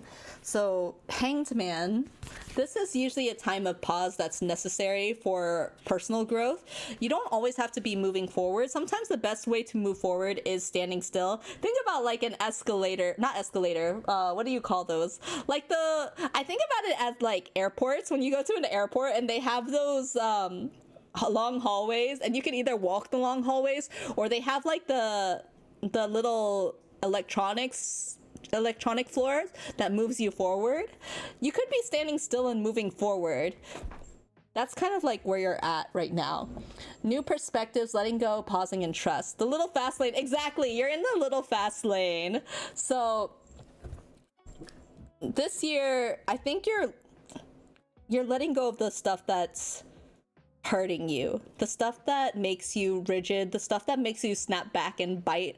Kind of, it's in a sense like an emotional cactus. It's like, I think you want and crave other people or you want closeness with people, but you've had your boundary crossed so many times that you're kind of raising the barrier. Your barrier is kind of like a porcupine. You have all these spikes coming out to tell people not to cross your boundaries. But I think next year you're going to learn how to better moderate this line, this boundary. So when it comes to this one, what was it? Pause, letting know what he knows go in order to embrace this new reality. This is exactly what it suggests you do. Trust and embrace your new reality. When's the female coming in? You know, this Hanged Man is a female, so it could be anybody. Maybe they're unisex. We are unisex in here. What's it? Sometimes these pauses are taken to allow time to reevaluate a situation. Other times, however, the universe forces these pauses, stopping you so it can pull the proverbial rug underneath you. Learn to trust in the universe when this happens. Things will look different after your fall. Pay attention to the new perspective and surrender to it. So it's in that exact same way that when you look at a card like this, it looks like she's upside down, but when she falls down, she'll be able to kind of stand on her own and look at things differently. Like when she's like this, she's looking upwards, but when she's like this, she's more grounded and she's able to kind of see things for what they are. You'll see things differently by taking pauses and learn how to readjust yourself. It's kind of like when you fall off a bike, so you readjust by putting on a bunch of safety gear. You're gonna learn what's too much for you and what's enough. Like, oh, maybe I don't need my shin guards. Maybe all I need is this bike helmet or something like that, you know? That's kind of like the impression I get. Who you're going to learn this from is going to be Seven of Pentacles. So you're going to meet a Seven of Pentacles person who's going to teach you this lesson. The Seven of Pentacles represents, in the upright position, investment, commitment, and patience. You're looking for someone who is ready to kind of like take as much time as it needs to get to know you and get your barriers down. You need someone who's patient with you, who's willing to kind of take things in stride. So this is going to be someone who you meet that is committed to your recovery or your new self. You've put a lot of time, energy, and effort into what you're watching with careful, hopeful eyes, and you're unsure whether things will work out. Seven of Pentacles calls for patience. Yeah. Okay. So this is someone who is going to be patient with you to give you what you need.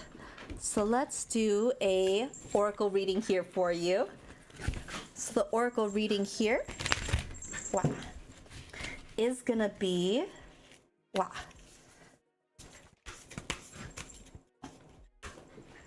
Take the lead. Take the lead. I don't know about this because I do think that pausing is important.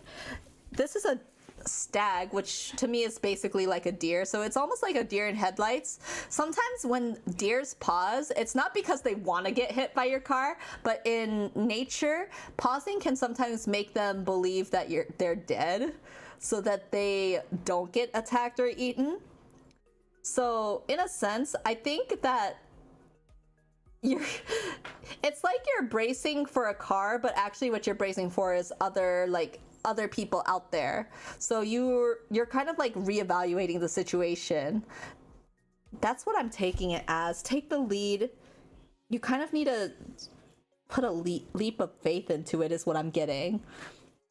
So I'm trying to... Let me open the book. I'm actually curious what it says about this. Also, if you didn't realize, the stag is actually the guidebook, the front cover of the guidebook. So I do think that this means a lot to the author of this book. So this is the Stag Spirit, number 58. Wow. Whether or not you set your intention to lead, you may have found yourself suddenly called to step up to the forefront of your life. Stag Spirit is a reminder that now's the time to heed the call to be sure, strong, and compassionate. Others will look to you, and you have it within you to see through the eyes of Stag Spirit and walk with confidence as you take on the responsibility that are yours. Be willing to see the best in others so that your compassionate heart keeps you on the right path. They need to move so they won't stagnate. Wow, you're on fire with these. That's it. That's the one.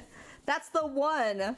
You will need to stagnate for a little bit, but I think you do need to move in a sense that like this person is going to be patient to help you move.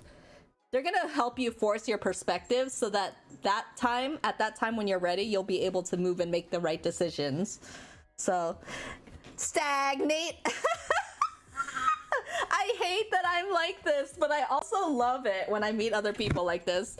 It's kind of like finding your niche. When people laugh at your weird humor or are into the same weird humor as you, there's something that's so like premium about it. I'm like, yes, I feel so good. So then the next one is Virgo. So Virgo is going to be 014958. So let's do a shuffle-uffle. Shuffle-uffle. By the way, are we excited for Omori tomorrow? Because it's gonna be either my last Omori stream, or I'm pretty sure it's gonna be the second to last, because someone told me there are a few hours left of Omori. If I can do a longer stream and not get distracted by my back issues, then we should be able to get through a good bit of it. I'm very excited. Wow. I want to have time though to record because I want to do a new tutorial for the New Year's, and I also want to put together a post of all the New Year's assets for people, since people seem to really like the Christmas assets a lot. So we'll see about doing that. I will go as long as my booty will let me. My booty will go on. Da, da, da, da, da, da. Ba-ba-bum, ba-ba-bum. Omori had many ends. I didn't save any extra files except for the one that I'm currently playing, and I'm already regretting that I didn't save the flowers because I totally forgot about them. I'm terrible with in-game flowers and real-life flowers. That's why I need flowers that stay like permanently alive. I think Animal Crossing has like permanently alive flowers. If it was like that in-game, I could take care of in-game flowers, but don't trust me if I have to go revisit it. Okay, so Virgo. Plastic ones.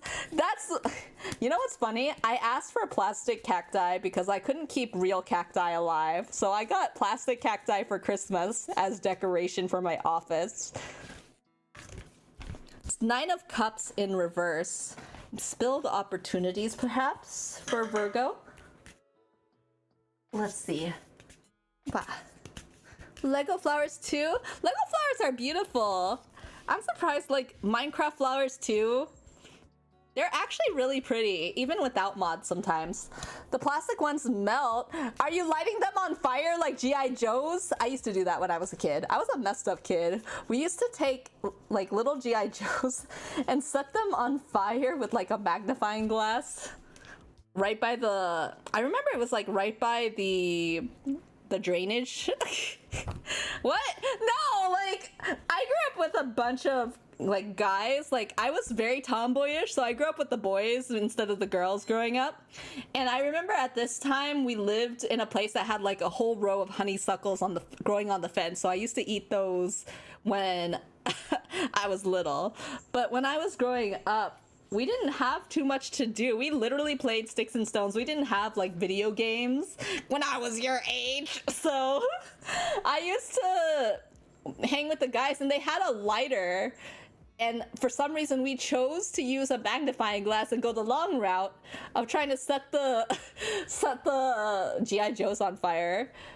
And I remember the song we sang was like, "We Will Rock You." Do you guys remember that song? It's like, we will rock you. Something.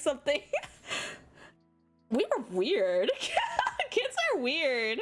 I don't even know what went through our heads. We were just like hanging and chilling, and that was like our form of chilling. It's strange children. This is why I don't trust children too, because I knew what type of kids I hung out with and who I was. I was like, I don't trust children. We will rock you. Bam, bam. Nine of Cups in reverse. So this is Virgo. My Virgo people who are very organized. I'm Virgo, actually, for Miri. Miri is a Virgo, and it has to do with being organized, but only in our way. Like, we know the right way we like things. If we have clutter on the left, we need that clutter on the left, or else we can't find our Game Boy 3DS that flips open, or the Game Boy Color that flips open with our copy of Pokemon Fire Red inside of the cartridge. Like... It's like that, something like that. We also had an inner child. I don't know, my inner child is messed up. This is why I say I don't trust kids and why I think that they're in a lot of horror movies. The thing is, like, I know there are people out there who are scared of children and old people because of how often they show up in horror movies. Like, I'm not the only one. I definitely know I'm not the only one if they tend to be a common motif in these shows. Like... Who's gonna tell me the blonde girl named Sarah at the party with the tank top is the horror movie, like, villain? Nobody tells me that. It's always like the kid named Sarah with like the with like the doll, porcelain doll outfit with the ruffle laces that's hanging out with the pigtails at the end of the hallway, staring at me. Like, it's always like one of those kids. And moving to a new place. Yes, I don't trust it. I grew up in a family that moved like every few years, and I hated it because all I could think of were these horror movie tropes. I'd run the other way and pray. Exactly! Kids are scary! Kids are weird!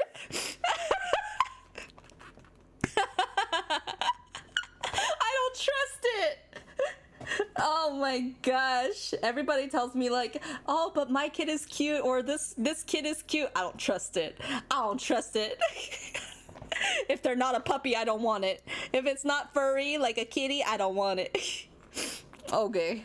Nine of Cups reverse. This is for Virgos. So Virgos, this is the lesson you learned last year. Self-doubt, delayed gratification. Some things won't come to you as easy as you hoped is kind of what it sounds like here. Nine of Cups signifies that you might be feeling undeserving of your joy, but brush those feelings aside. You deserve to celebrate and to be happy. Nine of Cups reverse can also warn that your satisfaction's a bit delayed. If that's the case, keep holding on. Your wish will come true. It's right around the corner. Just persevere and believe. It feels like you were about to give up, though, on something. It's It's a feeling of like, I don't know why it feels like it's not enough, or it's not, I don't deserve this. It's not enough. It's not gonna happen to me. It's gonna happen to Cheryl over the river, you know? It's like that kind of feeling. Six of Wands. This is gonna be this year. I should try pausing at the middle of the road sometimes. You know, as long as it's not an occupied road, maybe you'll be fine. You'll be fine. As long as people heed traffic signs and follow the don't cross over the lines rule, you know? If you're like me, where I live, nobody ever listens, nobody ever signals. I would get run my ass over. My ass is not safe on the highways here. But if people actually listen to the signs, you know, sometimes maybe you would be safe. Six of Wands in reverse. This is a lesson that we're gonna learn this year. So Six of Wands, being let down, delayed recognition. The Six of Wands indicates that you may have to wait a little bit longer to reap your rewards. You might be working on a long-term goal, or there might be something where what you want requires a significant number of time. Think like universities, for example, like getting your bachelor's or getting like your master's. It's gonna take a while to get there. It's not gonna be a quick gratification or quick, like, you're not gonna feel satisfied immediately. It's not like getting a pierogi at the local stall, you know? When reversed, it indicates that you have to wait a bit longer to reap your rewards. Maybe the person who should give you recognition has let you down in some way. Don't let this affect your self-esteem. You work hard to get where you are, so revel in your success. So this is also saying, like, you do have all your opportunities. You may feel let down because maybe you let some of these opportunities go, or you don't feel like you deserve these opportunities that are coming for you, but you worked hard. So it's also telling you to take time to appreciate what you've done to get to where you are, or the accomplishments that you've already made so far in this new year, you know? Okay. We also have Eight of Wands in reverse here. So this is the person that's going to teach you this lesson. Eight of Wands is someone who is waiting, procrastinating, or reluctant. Warns that you're either going too fast or too slow. Don't burn out and don't procrastinate. Things may be going fast, but you can keep up. Just take your cues from what's transpiring around you. A message you were waiting on might not be coming anymore. Sometimes that happens. Plans get canceled. That doesn't mean progress will stop. So in terms of a person, though, it might be someone who seems like they're juggling a lot on their plate. Like, I imagine that if you're in an office setting, they're the ones that always have like a stack of paperwork on their desk. How do I... Eight of Wands as a person in reverse. It just seems like they're a busybody. I think they're a busybody of their own making. It's almost as if they forget what's on their plate sometimes because they always have something on their plate. I think that this is the type of person that you're gonna realize that sometimes taking it easy is the better route, because you see someone who's taking too much or doing too much, or maybe not organizing enough, because you see the mistakes that they're making. You realize the what you're supposed to be doing, like the right way to do things, and that it's okay.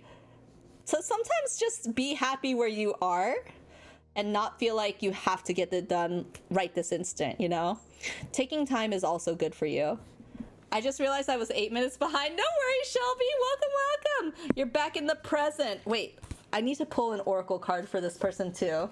So let me see, oracle cards. Let's do a pull for that. Not a poll, a pull. Mocha, what are you doing? What are you doing? The little buddy. Okay. I should put a timestamp for the Mocha scare. People are gonna be like, where's the dog? Where's the puppy? We only care and came for the puppy. I loved, like, when I watch readings, sometimes my favorite part is finding the moments where their pets kind of show up by accident. What the dog doing? What the dog doing? Butterfly spirit. What a beautiful transformative spirit. So butterfly spirit, as you can guess, is about transformation. Transformation is beautiful. So Transformation is also uncomfortable, as a lot of people know, but you're gonna come out of it as a butterfly, something completely different and unique. What I find interesting is like, sometimes a butterfly is completely unrecognizable, and the way that I mean that is that when they're a caterpillar and then they turn into a cocoon, they turn into like a soup. Like they make their cocoon and their bodies become like soup. So it's like they changed entirely. They're a completely different, unrecognizable thing from what they were in the past. And I think that's how people are gonna view you. You're gonna be so different that it's like, hey, Josh, is that you? Oh my God, I haven't seen you in forever. I almost didn't recognize you. And it's not because like you got a significant hair change or that you changed like your perfume or your cologne. It's because who you are as a person is changed for the better. It's like getting a glow up, but from within. And because you're happier as a person, you change how you act and how you carry yourself on the outside. It actually makes a huge difference. I'm gonna charge my phone? Okay, absolutely. No, you're not allowed to charge your phone. How dare you leave me for your phone needs? I'm just kidding. Wah! Okay, so we are now on Leo and how they're perceived by others. Yes, exactly that.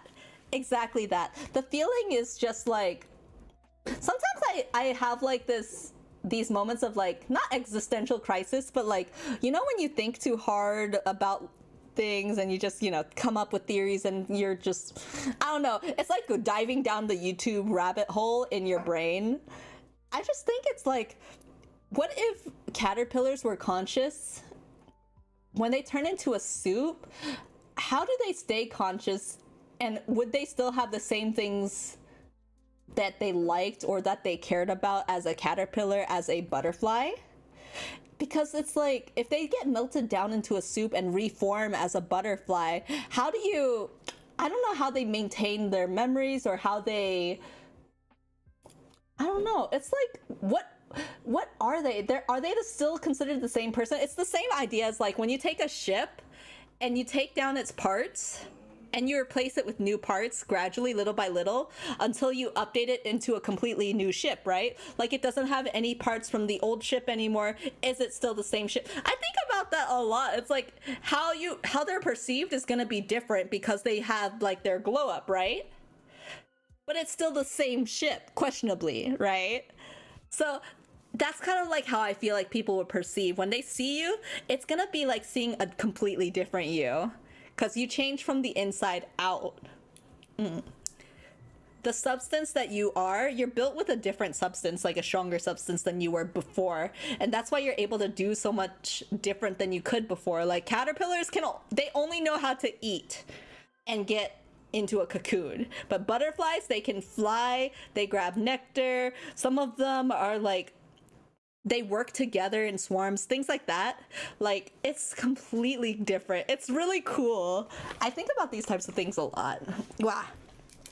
Leo is gonna be 020502. Okay, it's so interesting. People are really, this is why I like people and people watching, because their motivations are all so different, or the things that make them tick, what they are influenced by, the experiences they have are so different. So sometimes even the same situation can be seen in a very different lighting. I don't know. I really like that about people though. Even if they have a different opinion from my own, I learn a lot just by being around different people. They don't have to agree with me all the time. The sun! How fitting for Leo. Okay, so Leo's with my fire sign and we have the sun showing up. I love it. And this card specifically, I really like for representing the sun because it's a person who's holding sunflowers. And sunflowers are just like the flower of positivity. They're always looking at the bright side. They're always facing the sun. And I don't know, it's there's this saying in, I think it's Korean culture, of having a sunflower boyfriend, which is basically a partner that's always looking at you. Like wherever you are, they're facing you. Oh, the puppies are chasing each other. They have tasty snack seeds? They do! The yum yum seeds. Okay. Wow. I really like this. I know they have like honey roasted or barbecue. I just like the simple salted ones, like the lightly salted. Page of Wands. We have the Sunshine Boy back again. Okay, so the Sun. I think this year you found is renewing and finding your sense of positivity. Finding your truths too could have been really important for you this year. So for Leos, warmth, joy, success, enthusiasm, and recognition. Coming out of the inner turmoil and conflict of the star and the moon, the sun promises sunny days ahead. You've done the work to process past trauma, stepped into your power, and owned who you truly are. The sun's rays illuminate your future, clear away confusion, and eradicate anger. With this type of energy, confidence, recognition, and success are natural conclusions. Now all that's left to do is shine bright. So I think you really figured out how to be as comfortable as you can be in your own skin this year. This is a really good and positive change for you. So I'm very happy to hear that 2023 was amazing for you. I know a place with sunflowers. They're so pretty. I love sunflower fields. I've been wanting to go to one. I love like the pictures of people at sunflower fields taking pictures with them. I think the only things that I could do to get remotely similar is to go to Marshall's in the flower aisle and try to take a selfie in the fake flowers. That used to be a challenge. I think it was like the Marshall's challenge or something like that. No, what was it? Something like that. That was a few years ago. And then the lesson we're learning this coming year, Five of Pentacles. So this seems something finance or career related, as Pentacles usually are. So this has to deal with loss, struggle, support, lack of security, helplessness. Time of struggle and loss, whether physical, financial, or spiritual. Whatever this realm, this card is associated with some of the hardest and tragic hardships. It can, however, also remind us that we're not alone in our suffering. Perhaps there are people in our lives who are going through these same intense struggles, or maybe we have folks in our corner who are supporting us and offering resilience, compassion, and a steady presence. The lesson the Five of Pentacles teaches you is to keep moving forward, even if it's one step at a time. Try not to succumb to feelings of hopelessness. This period of pain won't be permanent, and there are people in your life who are ready and willing to be by your side through it all. I think hobby or work, I think this has to do with primarily work or money, usually. So it's usually career focused. Pentacles are usually the earthly things, the more physically attainable things, compared to like water that deals with emotion, you know, things like that. In this case, it feels like there's gonna be some hardships up ahead. I'm not gonna lie to you. There's something that's gonna be very difficult to you this next upcoming year, but I think the lesson that it teaches you is the people who help you along the way, like the people who are your rocks, the people who are gonna always be there to support you. It kind of weeds out the people who are not there for your greater good. The people who aren't there to like support you when you're having a hard time. You're gonna know who your close people are. The other thing about this is that because you're going through these hard times, you're learning how to cope better with difficult things that happen that you still need to move forward through. Sometimes when we face adversity, it doesn't mean we can avoid it or go around it. Sometimes we have to go through it to come out stronger, to be better, and know how to deal with these situations. We become better for it. And I don't want you to think this is scary. It's not scary, but it is going to be something that may be difficult for you next year. Maybe the real people were the friends we made along the way. Exactly! It could be. This might be a stretch, but I do think it's like a close group of five, not just because of the Five of Pentacles, but that's just the feeling I get. Also, welcome, Jerry! Hi! Welcome! Hi! The Page of Wands. So we did get this one earlier, but this time this is the person that's going to help you, or the person that you're going to learn this lesson to. If hardships are coming, I'll try to face it head on. I'm really praying for you in this next upcoming year that you have that strength especially from the lessons that you learned last year. Whenever things are hard or things are dark, remember to be the sunflower, to look to the brighter side of things, to see the people who are facing you so that you can face them and proudly move forward. I'm definitely praying for something like that for you in the next year. 5 lions equals Voltron? No!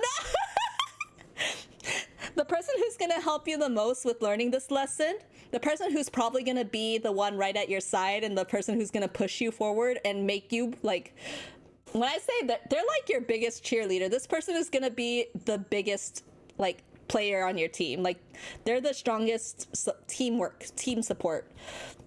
This person is the Page of Wands. They are excitable, curious about the world. I get the feeling that they either are new in their profession or hobby. They have a lot of ideas. They're very excitable. And I think you love that energy about them, actually, because it's something that you aspire to be more like. I think this is someone you're very inspired by because they reek of, like, inspiration, almost to an extent of being, like I said, naive about certain things, but it's like a innocent naivety, and you actually find that very endearing about them. This is represented by the sports hero, usually the protagonist of their story, and they're very passionate. They don't take no for an answer, which actually motivates you, because the moments that you want to just give up, they're gonna be like, no, that's not good enough, you deserve better. They're gonna remind you of this lesson that you learned in the last year. I think that there are gonna be times that are very difficult to remember this lesson from last year. This person will keep you on your track, so I'm looking out for the Page of Wands for you in the next year. Okay, let's see the oracle card that we get from this. They will hopefully hold their sword in a non-threatening manner, supporting you in the entire way. Yes, exactly. We all need our own Page of Wands. I love sometimes people are naive and it can be detrimental for some people, but in a sense, I remember a time when I was like this, a little bit more like naive, but always meant the best. And I pushed myself the hardest to be better at this time and wanted better for other people. And I still want better for other people. So I think everyone needs this Page of Wands in their life. It's like a reminder. Miri, Merry Late Christmas? You mean Miri Late Christmas? No, I'm just kidding. Hi, Ray. Hi. Merry Late Christmas and Happy Early New Year's. It's almost 2024. I will almost be able to tell you I'll see you next year. I hope you've been well, Ray. How are you? Oh my gosh. I feel like I haven't seen you in 5 ever. Do people still say that? Wow. Welcome. Happy Miri Late Christmas. Happy Miri Late Christmas. If you are having a happy holidays, then it sounds like this year has been good. It's a great way to end the year off. I'll see you next year. Yeah! It has been 5 ever. I need to hang with people in servers more. Ah! Ooh, looks like we pulled this one. Okay, I screamed because, so Ray, I'm doing tarot and I'm just reading Leo right now, and we had the sun show up, which has these sunflower motifs. I actually pulled this cow spirit, which also has sunflower motifs, which I think is awesome. That's crazy. And it also says the miracles are endless, so you're gonna that's so exciting. I love seeing recurring messages because that just means a stronger message, I think. Like, this message is definitely for you. If you feel like you resonate already, it's a very strong indicator here. I don't know, maybe you need sunflowers as just like also a reminder. I love keeping flowers when I can, or at least like fake flowers that remind me of them. So this one says miracles are endless, and miracles are gonna be endless. I think you'll be surprised at what you're able to accomplish or what you thought you couldn't do before. And you'll be like, wow, I never could have done that before. The me of the past could never. You're gonna find that you in the present can do a lot more than you ever believed before. Sunflowers are your favorite flowers. They're my parents' favorite flowers too. My dad specifically loves sunflowers, the best out of all the flowers. So I think that's awesome. Leo babies. the miracles are endless. You're gonna be able to create endlessly. I'm so excited for you. Oh my gosh. I know that this is scary, but I think overall it's actually a really positive reading. And I'm very excited for whoever is in your circle. I think you guys are gonna grow a lot closer this year. I definitely need a better next year. Ray, what was your zodiac?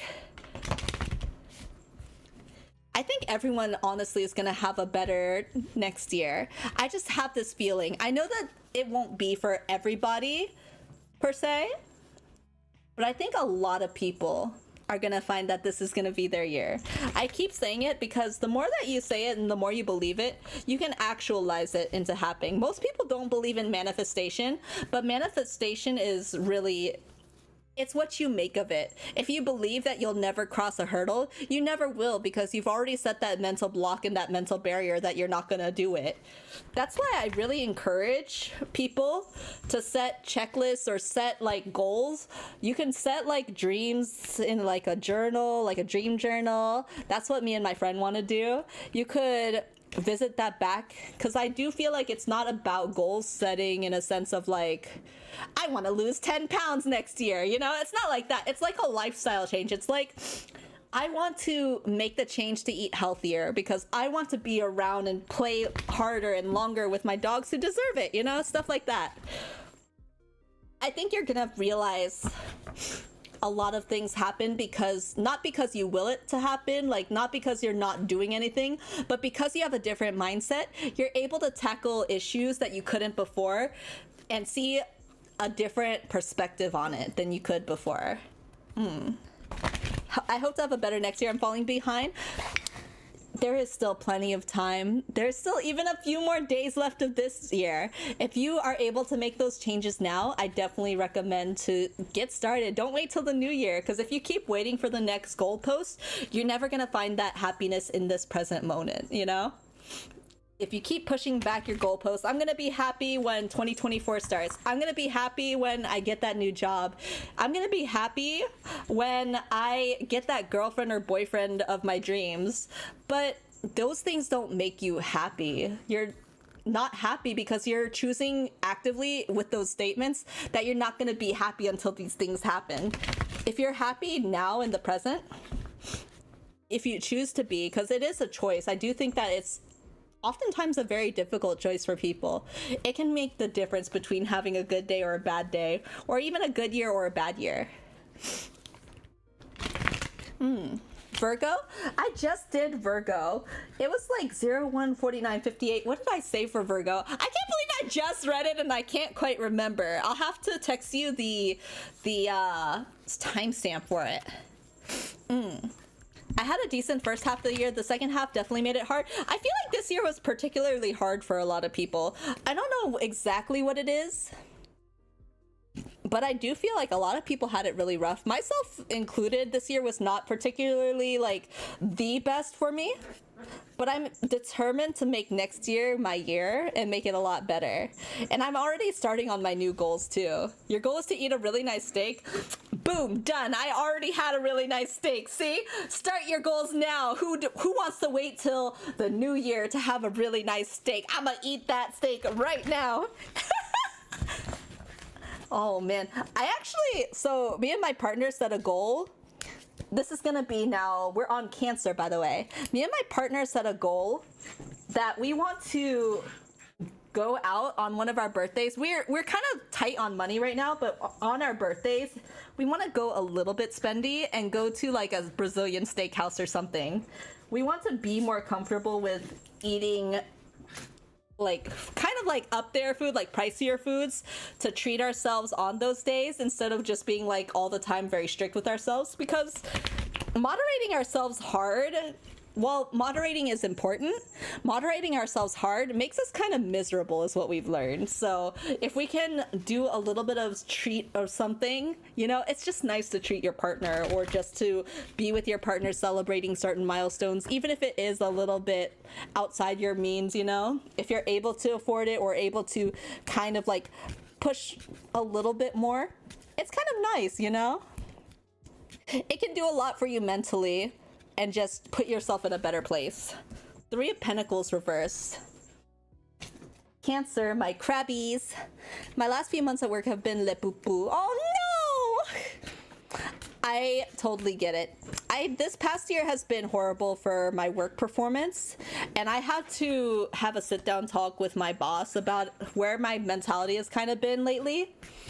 And I really had to reevaluate, like, why am I feeling this bad? Sometimes you have to sit and think about it, because sometimes you don't give yourself the time to be like, I'm actually sad about this, you know? It's okay to be sad about things. You're not going to be happy all the time. Choosing to be happy is very difficult, and some days are going to be harder to be happy than others. And it's okay if you're not always happy.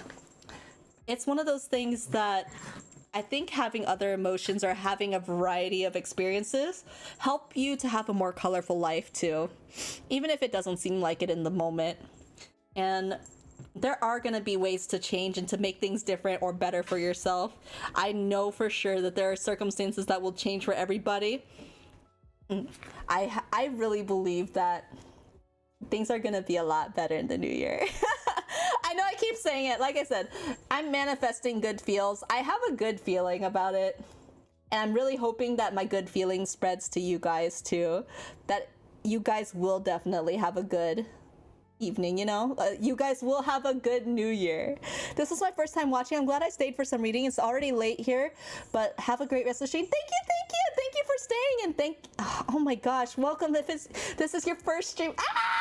Thank you. It's a pleasure to have you, and I hope to see you again. But in the meantime, I hope you have a wonderful evening. Thank you for being here, Ansel. I'll see you next time. Bye bye. Yeah. Okay, so this one is our crappies. Thank you, Wishy! And Wishy, I just want to say too, because I know Wishy is stepping down as my mod. I still keep her as a mod because I want her to be like an honorary mod. I don't think I said this exactly directly as much as I wanted to, but you're always welcome to come. You're always welcome to go. Whatever is comfortable for you. I'm just happy to have had you, even for as little time as we had together. So, I hope you guys also celebrate Wishy, because Wishy is always trying hard. She's also going through schooling too, and I want to support her for that type of stuff too. Wherever she wants to go, I just hope she's happy where she wants to be, you know? I'm very lucky to have had her for the time that I did. I'm glad I dropped by, not gonna lie. It's good to see you doing well. I'm doing my best, Ray! I fell down the stairs, so my booty's sat in this donut chair right now. But I'm doing okay.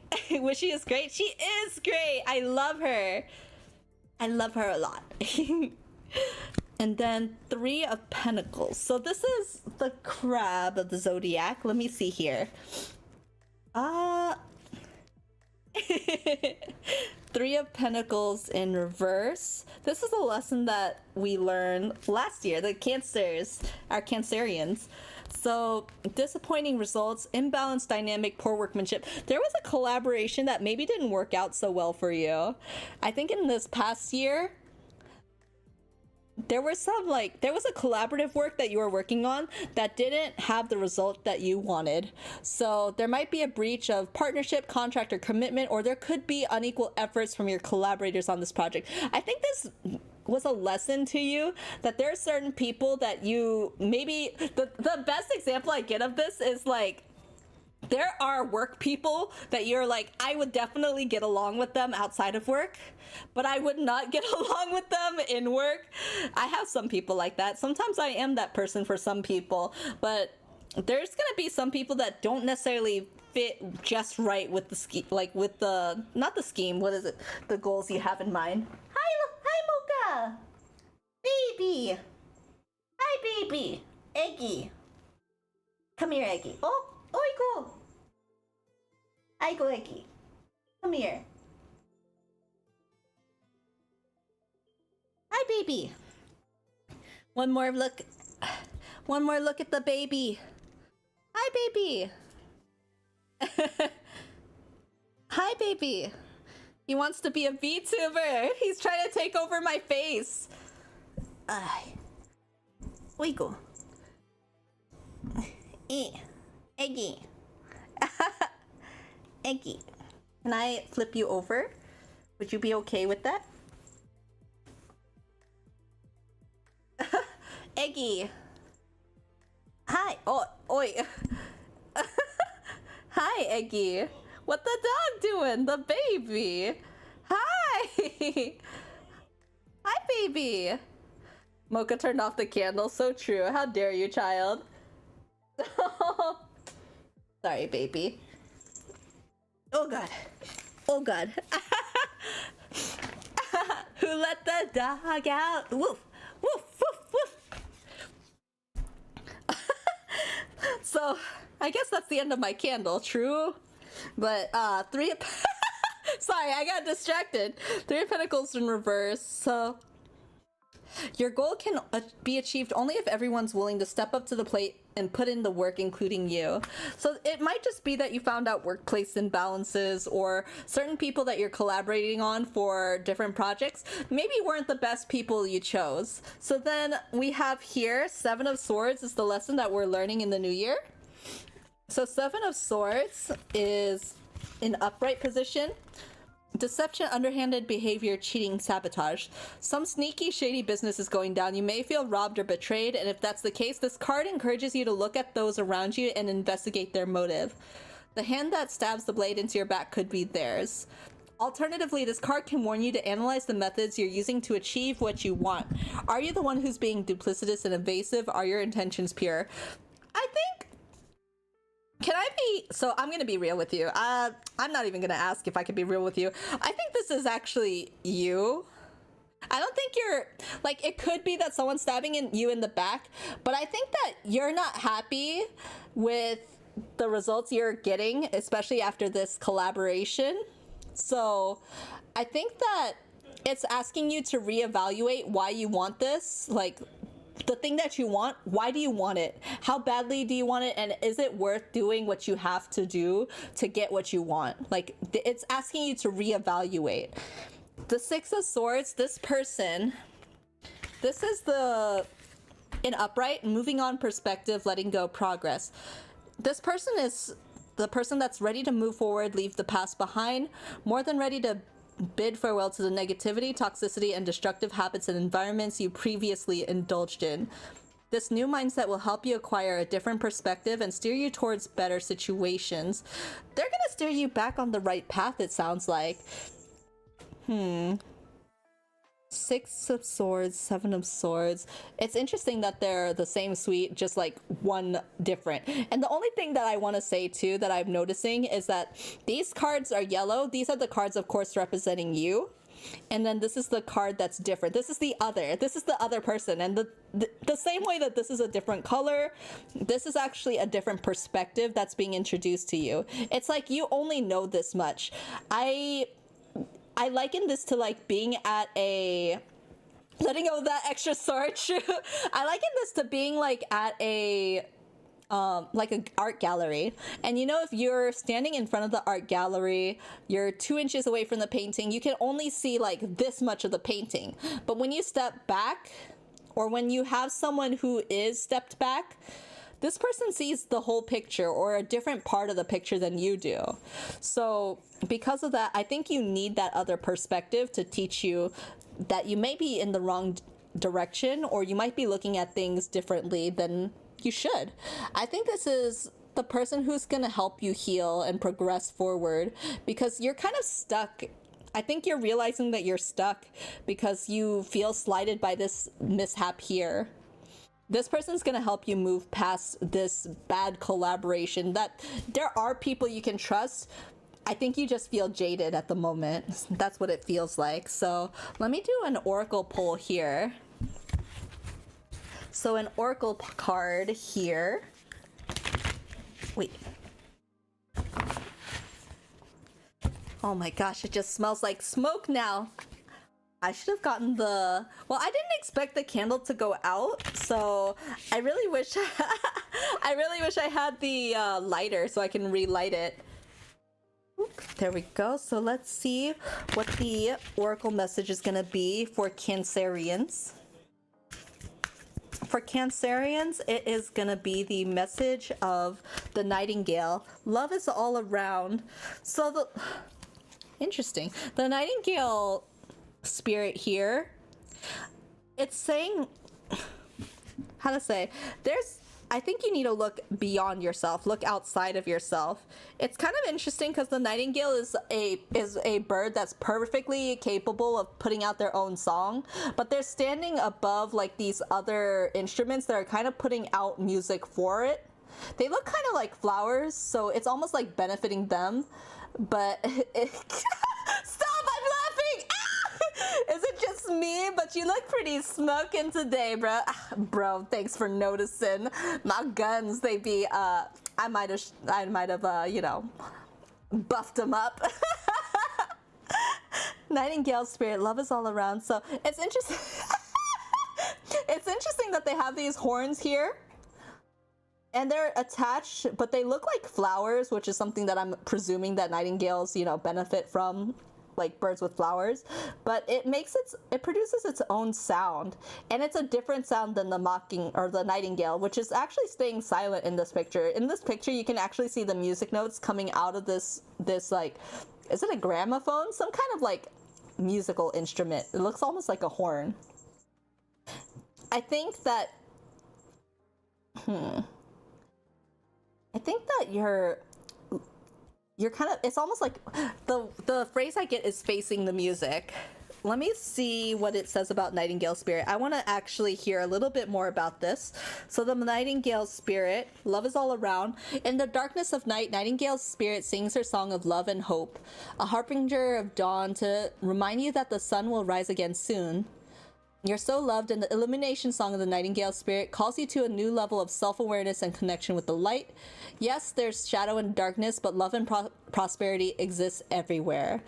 Playing its jams, exactly. It's playing its jams. So this is one of those things where, because there's sound all around, like there's something good to be found even in the darkest of places, but because you're only looking at the dark, you don't really see the light that's shining. And light is actually brighter the darker that the place is. So light shines brightly in the darkest places.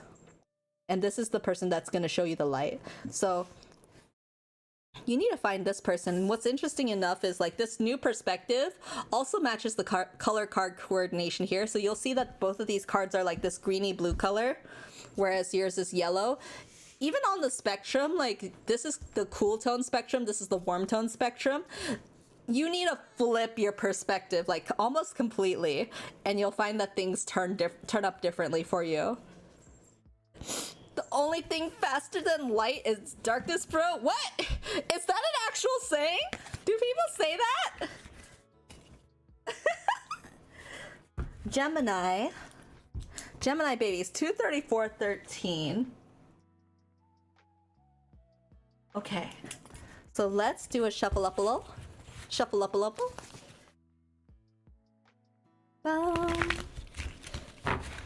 Okay. Woo. I love this music. It just feels like I should fall asleep to it. I hear the only thing faster than light is cheese mates. The cards know. There's never a break when cheese may is around. I mean, dark was there first, which means darkness beat light to it. That's crazy. Is the dark side actually the brighter side? The dark side of the moon. Let me see. So for this one is for Gemini. Gemini people, I've said so before, but I've been burned by a Gemini, but I really like Gemini people. Gemini people are interesting, and they always have something to talk about. They're like the best conversationalists because they conform to any topic. They really can talk about anything, which makes you feel really comfortable with them, which makes me upset because it's like, damn it. It's so easy to talk to a Gemini that it's infuriating sometimes. Let's see. All reversals this time too. So, Gemini. We also have two major arcana, once again, around the one here. We have a sword here in Justice, and some bloodied scales here. in this one we have all the mascots, but Wheel of Fortune has like all these other signs here too. I can never remember the signs by their symbols, because you'll see in this one, I don't know if you'll be able to see it actually, they have like different symbols which are represented by the Zodiac. I think the top one there is Cancer, but I might be wrong. I'm always bad at the Zodiacs when it comes to like the symbols. I guess you could say they're a gem to talk with. Stop! That's exactly how I feel. They're a gem to talk with. They're really easy to talk to. I love talking to Geminis and hate it at the same time. They're so good at talking. The thing that I feel is like they're like sweet talkers. They're good at telling you what you want to hear. Is that the anime deck? This is the anime deck. Yes. So Wheel of Fortune. In reverse, bad luck, resistance to change, standing still. This card tells you to prepare for a bumpy ride. Your luck may be running out, so be prepared for a sudden change. View this warning as an opportunity to take the reins and be proactive. Alternatively, this card warns against being resistant to change or tells you that things have come to a standstill. So, this is the card that literally is, we've reached an impasse. So it seems like things went very smoothly, almost like came easy to you before is what it sounds like. But because you've hit a kink in the road, it's like your car just hit a bump and the tire fell off. So it's like, damn, that's some bad luck. But because the tire fell off, you can't move forward, you can't move back. You're kind of stuck where you are. That's kind of where it feels like for you right now. I think things were very easy for you before. I don't know what to say about that. It just feels like things came easy and then it's like, damn. And then let's see, Ace of Wands. This is the lesson for next year. So the Ace of Wands has to deal with setbacks, lack of conviction, inspirational blocks. Creative blocks of the absence of willpower. You seem directionless. I think you're aimless right now. You're trying to figure out where the next step is, because all your life you've been moving this wheel in motion and it's been moving forward. You really haven't had to think about anything else, but because things have been going fine, it's like, why break something if it's doing great, you know? Don't fix what's not broken, that kind of idea. But because now it's broken, you're like, well, what the heck do I do now? That's what it seems like here with the Ace of Wands. While fluctuating feelings and poor results are natural, see if there aren't some internal adjustments you can make to reignite the flame. So this person is the person I'm guessing will reignite your flame. This is the Justice card in reverse. So this has to deal with dishonesty, unfairness, subjectivity. Justice shares some commonality with the flaws of the vigilante. Reverse cards suggest that you know you've done something that isn't morally right, and whether or not you own up to this deed, you must live with this truth. Look beyond your desires, your ego, and your biases in order to get back to the truth. Don't let your judgment be overruled by emotion. Hi, Ambra! Hi! Welcome! Hi! Happy almost New Year and Merry late Christmas. I'm late for everything and early for everything at the same time. I'm in this weird like gray zone area that is like the week before New Year's. We are reading Gemini right now. I hope you had a lovely Christmas. I had a lovely Christmas. Aside from falling down the stairs, I've been feeling great about everything else. Things are looking good, and I think we're setting up for a really good New Year's, so I'm very excited about that. Yeah. I hope your Christmas is lovely too. Wait, okay, let's see. Don't let your judgment be overruled by emotion. This is someone who is very logical. This is someone who sees things as black and white. This is someone who I think you're gonna feel like this is they're gonna clash with you a lot. They're gonna steer you straight precisely because I think you're gonna try to put things right out of spite. I wonder if this person is a Libra too. Sometimes when I see the scale pop up, I think Libra. Either way, I think they are an air sign. Swords are also a sign of air sign, so I feel like this person is gonna be almost like your polar opposite, which is funny because you are also an air sign as a Gemini. Are you all right after the fall? I'm okay. I just broke my tailbone. I have to chill out for the next couple weeks and not be too crazy. So streams might be a little bit shorter than I would like them to be, but I'm still gonna try to spend as much time as possible, and I'm still looking forward to New Year stuff. So we're headed strong. Hello, fellow gamer. Hi, Myson. Oh my gosh. Hi. How are you? We're on Gemini. Gemini is getting a reality check in the new year. Also, who else wants to do a battle royale? I haven't done that in a bit. I like doing battle royales with the chickens because it's funny. I kind of want to see what it would look like. Let me do one here. So let's do exclamation point battle royale. Because we have a decent number of chickies in chat, so let's see what this does. Fortnite Battle Royale. So let's see what kind of message we have for Gemini while that's going. For Gemini, we have... Which star sign is about to be fucked by fate in 2024? It seems like it's Gemini. Geminis might go through a rough time period. On guard! Coyote spirit, trust in divine detours. Sometimes when we get set back, we feel like we're not moving forward, but setbacks are really just kind of like, it almost feels like a failsafe. Like they're like the check mark that lets you know like what's working and what's not working. It's essentially trying to make stuff a little bit more foolproof for you. So I do think that this crink in the road, this like bump in the road, it's actually gonna tell you how best to move forward.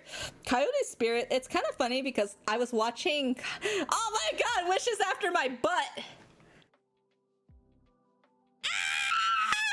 Let's go. Streamer, it's streamer luck. It's streamer luck. I did it. Let's go. It's funny because Coyote Spirit, when I looked at Casual Geographic is a channel that talks about a lot of like animals and their like fun facts about animals. Coyotes get ragged on by everybody, but they still persist despite that. It's like determination in Undertale. Oh, let me apologies, milady. I have to go now, Uwu. Thanks for letting me watch this stream, Uwu. Thank you. No, not the Uwu. Apologies. Wishy. Apologies. No problem, Shelby. Thank you for dropping by. We'll see you next time. Thank you. Tomorrow I'll be doing you makes me internally cringe. I can't believe you didn't use the uwu for internally. Trust me, I cringe enough at myself. Don't worry, I did it for you. Coyote gets like basketball dunked by life. For some reason, Mark Twain, the poet, I think. No, he writes books, I think. God, I can't remember. I was bad at English in school. It's been so long. Mark Twain hated the coyotes so much that he like ragged on it in his books.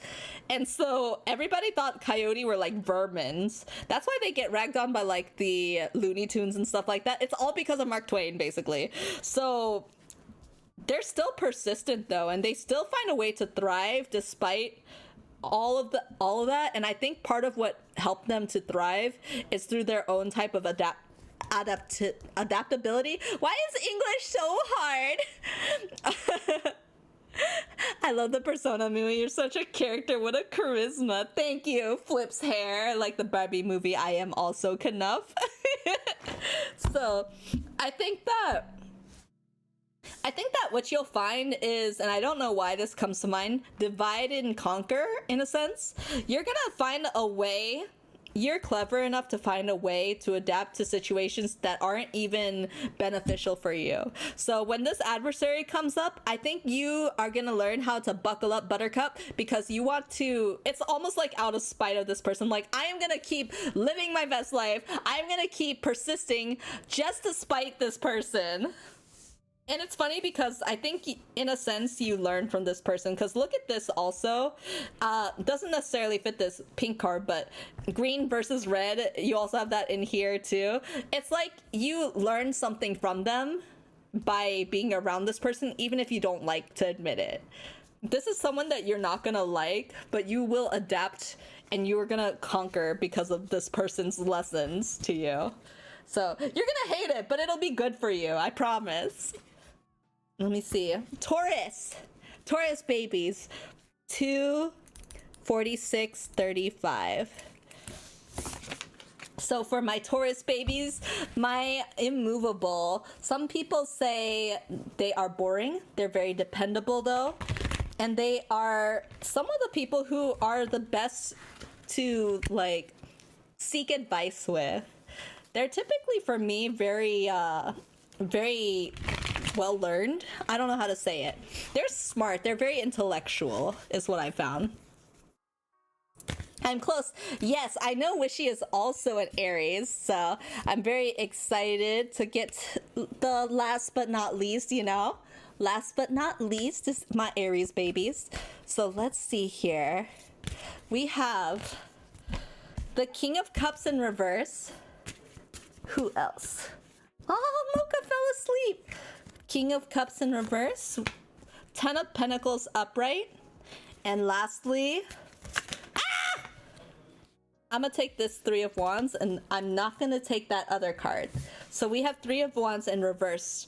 So King of Cups in reverse. Cups is usually a sign that this is like someone who's well in control of their emotions, and they're kind of like very mature in how they handle things, but this is in reverse, so this could indicate moodiness or emotional manipulation. When reversed, the King of Cups indicates insecurity, addiction, avoidance, and shame. A reverse king looks to escape reality through vices, even manipulating or betraying those close to him in order to do so. If this describes you, seek self-compassion in order to achieve balance. So I think that the main part here is the insecurity, the addiction, avoidance, and shame. So it's the feeling that, like, by indulging your vices, you can avoid certain problems. And it's almost like overwhelming. Like, you can see the water flooding up here. Normally, you're kind of calm and composed. It's almost like you're walking on water with the type of things you can do. But your head is in the ground, buried in the ground right now. You're not in your power, so it's almost like the waves are crashing upon you. So this year must have been very tumultuous for you, is what I'm guessing. 10 of Pentacles upright. This is the lesson that you're going to learn this year. So 10 of Pentacles upright deals with family, community, security, financial security, wealth, and profit. So you're going to find a lot of stability, at least in the physical realm this year. So with this one, you're finding that there's going to be a lot of sharing and distribution of wealth to support and uplift your family or community. You might actually be the supporting pillar of your community or within your family. So you're kind of holding everything together. You and your loved ones are feeling financially safe and secure. You could also be entering a new type of community rich in resources, love, and stability. If you haven't found your niche, whether it is your birth family or your chosen family, I do believe those are different. You're gonna find that this was not opportunity. This system, this community is gonna be good for supporting you, but also the people around you up. It's gonna feel a lot safer. So I think you'll be able to better handle your vices here. I'm a Taurus and I'm very deranged. It could be other signs, so definitely check out your moon and your rising sign, because those could have a different connotation or different deal. What's it? And the last one is 3 of Wands. So 3 of Wands dealing with passion usually, and Wands, let me see here. this is going to be the person that teaches you this lesson. So this person is going to teach you about your sense of community, the people who are your tribe. So 3 of Wands here. In reverse, delays, competition, miscommunication. The 3 of Wands warns of potential pitfalls that may come due to hangups and miscommunication. Breathe through your rising blood pressure and recalibrate. So what if your partner left you on red when you asked where their part of the presentation was? You have time to whip up something to keep the ball rolling. And that person who has yet to text you back about your next date, stop worrying about it. If you want to turn your attention elsewhere, that's valid. But if you felt a genuine spark, a little patience and understanding could go a long way. So resist the urge to call my supervisor an idiot. Got it? Yes. Because, like, the thing is, like, it could be that your supervisor is driving you crazy, but because you're not able to necessarily talk back to your supervisor, or in most cases, most people are not able to talk back to their supervisor, you're actually finding that it's teaching you, in a sense, restraint.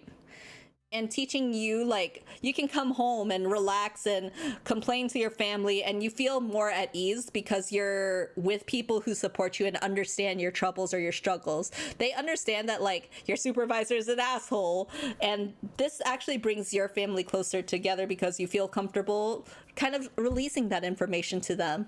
And despite everything, you still get in a place that's financially stable to feel comfortable and also provide comfort to your family, like provide them a shelter, things of like that. Bold of you to assume my family supported me. It might not be, like I said, your blood family. It could be your chosen family. So I do believe those are different. Blood family being the people who you don't have a choice to choose, the people who birthed you or who took you into their family, versus like your chosen family, which are the people who you hold as close as like your siblings or your mother or your father, like the people that you choose to include as close as a blood relative. That's different. Like I also have people who I think are different in terms of blood family versus like my birth family. They're different, and I love them each for different separate reasons. So then let's see what our oracle message here is. So our oracle message, what is our spirit animal oracle? The chosen family, the chicken fam, exactly. This is one of my chosen families. This one. Turtle spirit, slow and steady wins the race. Slow and steady wins the race. Be chill, be like, whenever I see this card, I think of the Finding Nemo, the turtle from Finding Nemo. And it's just kind of like, the more that you kind of roll with the punches, go where the water takes you. Are the cards calling us slow? No! I think this is one of those things where it's like going where the water takes you. The lesson that the turtle in Finding Nemo showed the, was it Marlin, the dad, was that when you go the direction of the water flow takes you, it's better to go with the flow than to work against it. It's hard to go against a rushing current, but if you go with it, you'll find yourself in a different place. That's essentially what happens to Marlin, right? And sometimes we need to understand that too. We don't have to rush to get to the end. Same with like turtle spirit, like the turtle in the hair story. The turtle in the hair, like the hair, everybody guesses the hair will get to the end because it is faster, right?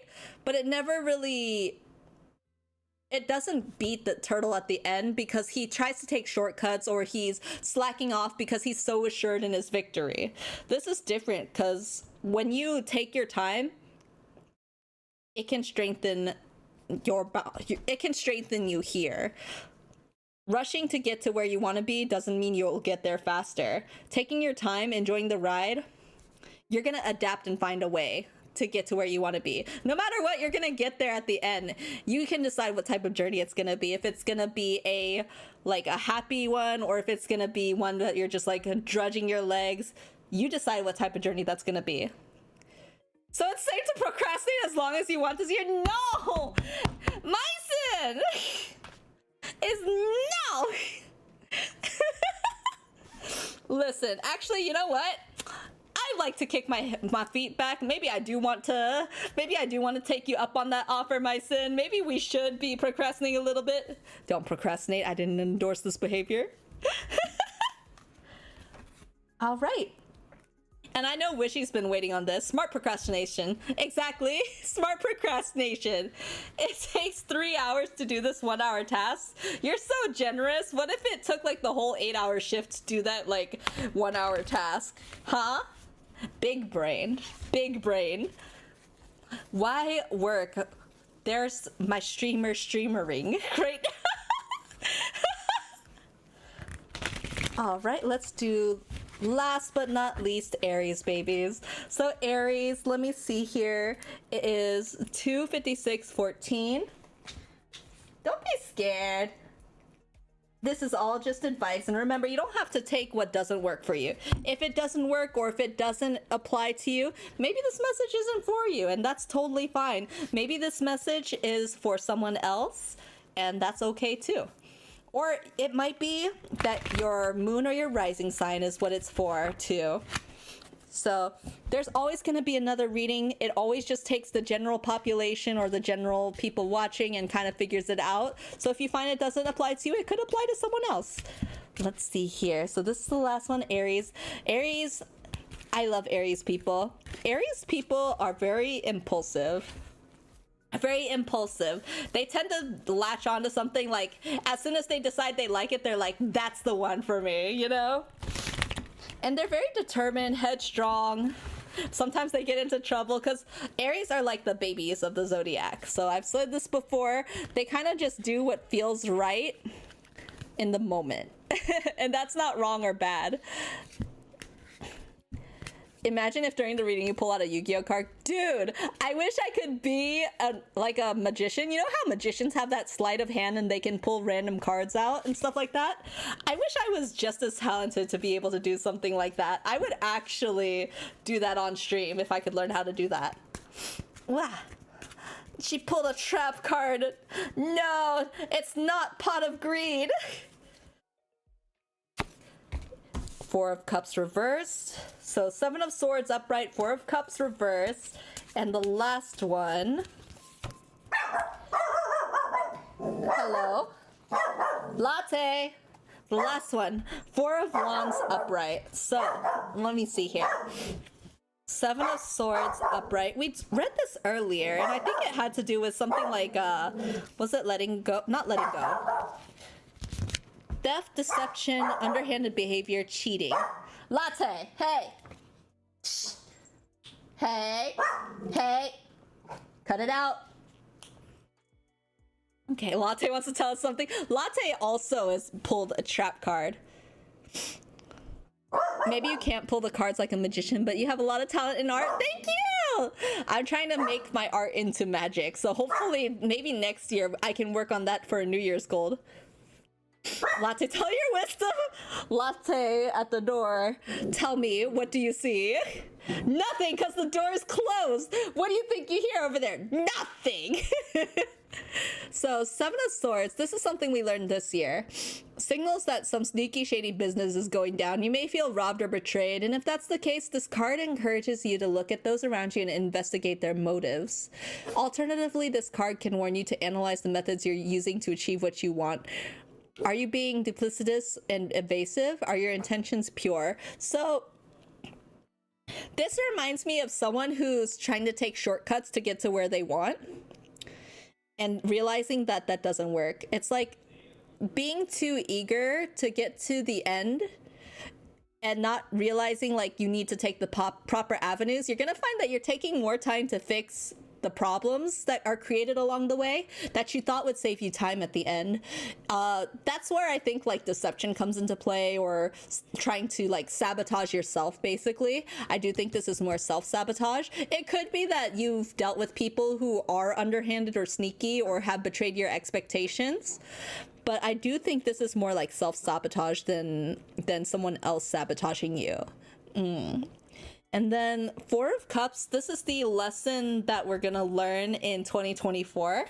So the lesson in 2024, 4 of Cups. This card in reverse deals with readiness, reconsideration, and motivation. So Four of Cups can hint that you might finally be ready to shake things up and reform the status quo. If there's something you'd like to change, get ready because you're finally in a place to do so. Take this newfound energy and purpose and go forth. So you've kind of refocused yourself. You are kind of aligning with, it looks like you're realigning with this person, which is interesting because you both have the 4 number there. So once again, I like parallels because the parallels just tells me that we're in the right track, or that we're kind of like going in the same direction here. So get ready. You have newfound energy. You're starting the year off new. A lot of people think of a new year as a clean slate. This is your time to have like a clean slate. And so you're the most motivated now to refocus and reclaim your goal that you initially set. That maybe was too difficult because maybe you tried to take the easy way or tried to cut the chase, you know. It's like, I don't want to beat around the bush, but it's not about beating around the bush. I think that's how you took it before. I think you are ready to reclaim and reevaluate how best to move forward. Now that you have all this new fresh energy, new fresh ideas, things like that. It's like coming back from vacation almost. No Vegas for Aries this year. No Vegas. Four of Wands. This is the person that's gonna help us in this new year. So Four of Wands. This person, the lesson that they're going to teach us, or not the lesson they're going to teach us, the person who's going to help teach us this lesson. This is in upright position. Success, security, celebration, rewards, and joy. It heralds achievements on an individual and communal level. Reap the rewards for the groundwork you've laid, whether you've received a well-deserved title change at work or graduated from an educational program. This is someone who's reached the milestones that you wish you've kind of achieved. This is the person that kind of already knows better in your field, or maybe they could be a mentor. This is someone who had like, I think this person sees your potential to get to where they are. So you're gonna find someone that can maybe, I feel like you're gonna look up to them a lot because where they're at and the accomplishments they've made, you want to be in that same place. So I think this is actually really good for you. So let me see, let's pull a regular card for you. So the Oracle card here. So let's pull an Oracle card here. Blah, blah, blah.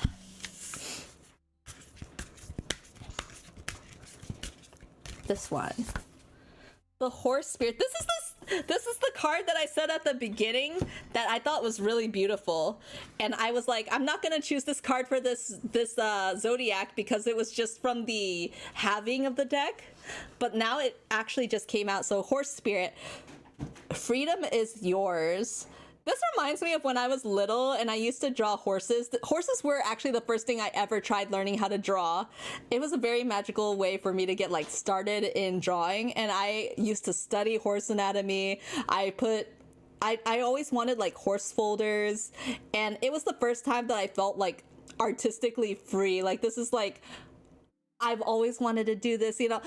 It's the first time I put pen to paper and actually put my inspiration out. And that's kind of how I feel about this card. Horses are super, like, gentle. My Little Pony. No, it wasn't My Little Pony. I was not doing My Little Pony. No. I liked, like, real life horses. I wanted to own my own horse. And I even remember the first horse I ever rode, his name was Pal. His name was Pal. He was my buddy old pal. This one, let me do a book reading of this one. So 33.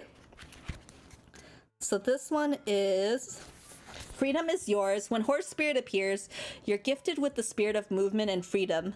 It's a time for travel and adventure, whether that means a trip somewhere or taking a different type of journey, one of freedom of choice. Horse Spirit reminds you that no matter the circumstances, you have free will and choices that can take you far away to a better place, I think is what it's saying. Let me see. Far away to a better place. Yep. A better situation, a better state of being, for there's no one but you to rein in your will to make a different decision. You're capable of making powerful choices that will affect you for a long time to come. So this is exactly, it's aligning with like you're gonna have success and find success meeting the right people who are where you want to be, and you're kind of making those choices for yourself to go that direction. Because things haven't worked out for you in the past, I think you're ready to like explore, actually live in it. Even the stuff that seems tedious, you're gonna find a different type of excitement and a different type of freedom from it. So I remember, like, when I was doing art for the first time, anatomy is one of the most tedious things, shading was one of the most tedious things, but I got into it through drawing horses, and that eventually became drawing anime and other things that I enjoy. So it was really like opening the gateway for me, and that's exactly what I feel like it's gonna be for you. So this 2024 is gonna open the gateway to something new, something that you've always wanted, but it is gonna be a journey, and you're gonna learn this year that the journey is also just as good as getting to the end result. So I hope you have a good time on your journey. To be fair, MLP fans are on par with the horse girls. Hello? Are you like, have I been demoted to horse girl or to MLP? You know, I don't want to know. Never mind. Anyway, guys, that is the last reading of the year. This is the last 2023 reading, which is kind of bittersweet. I'm really excited to see what you guys do for 2024. Let me know how 2024 is starting off for you next year. I can't wait to hear the things you guys will accomplish and the places like you will all go. So I love you guys so much. Thank you for being here with me. I'll see you tomorrow for Amori, and we'll see how far we can get. Remember to be kind to each other, and I love you guys so much. I will see you guys next time. Bye! Bye-bye! Thank you for being here. Thanks for insights. I'm gonna postpone all my projects here. No! Hope to get that satisfaction of being happy with the journey. Yes! Ah! Oh my gosh. My thing just crashed, I think. Well, if it crashed, then if you're here, I hope you guys have a good night. Thank you guys for being here. I love you guys so much. I'll see you guys next time. Bye! Bye!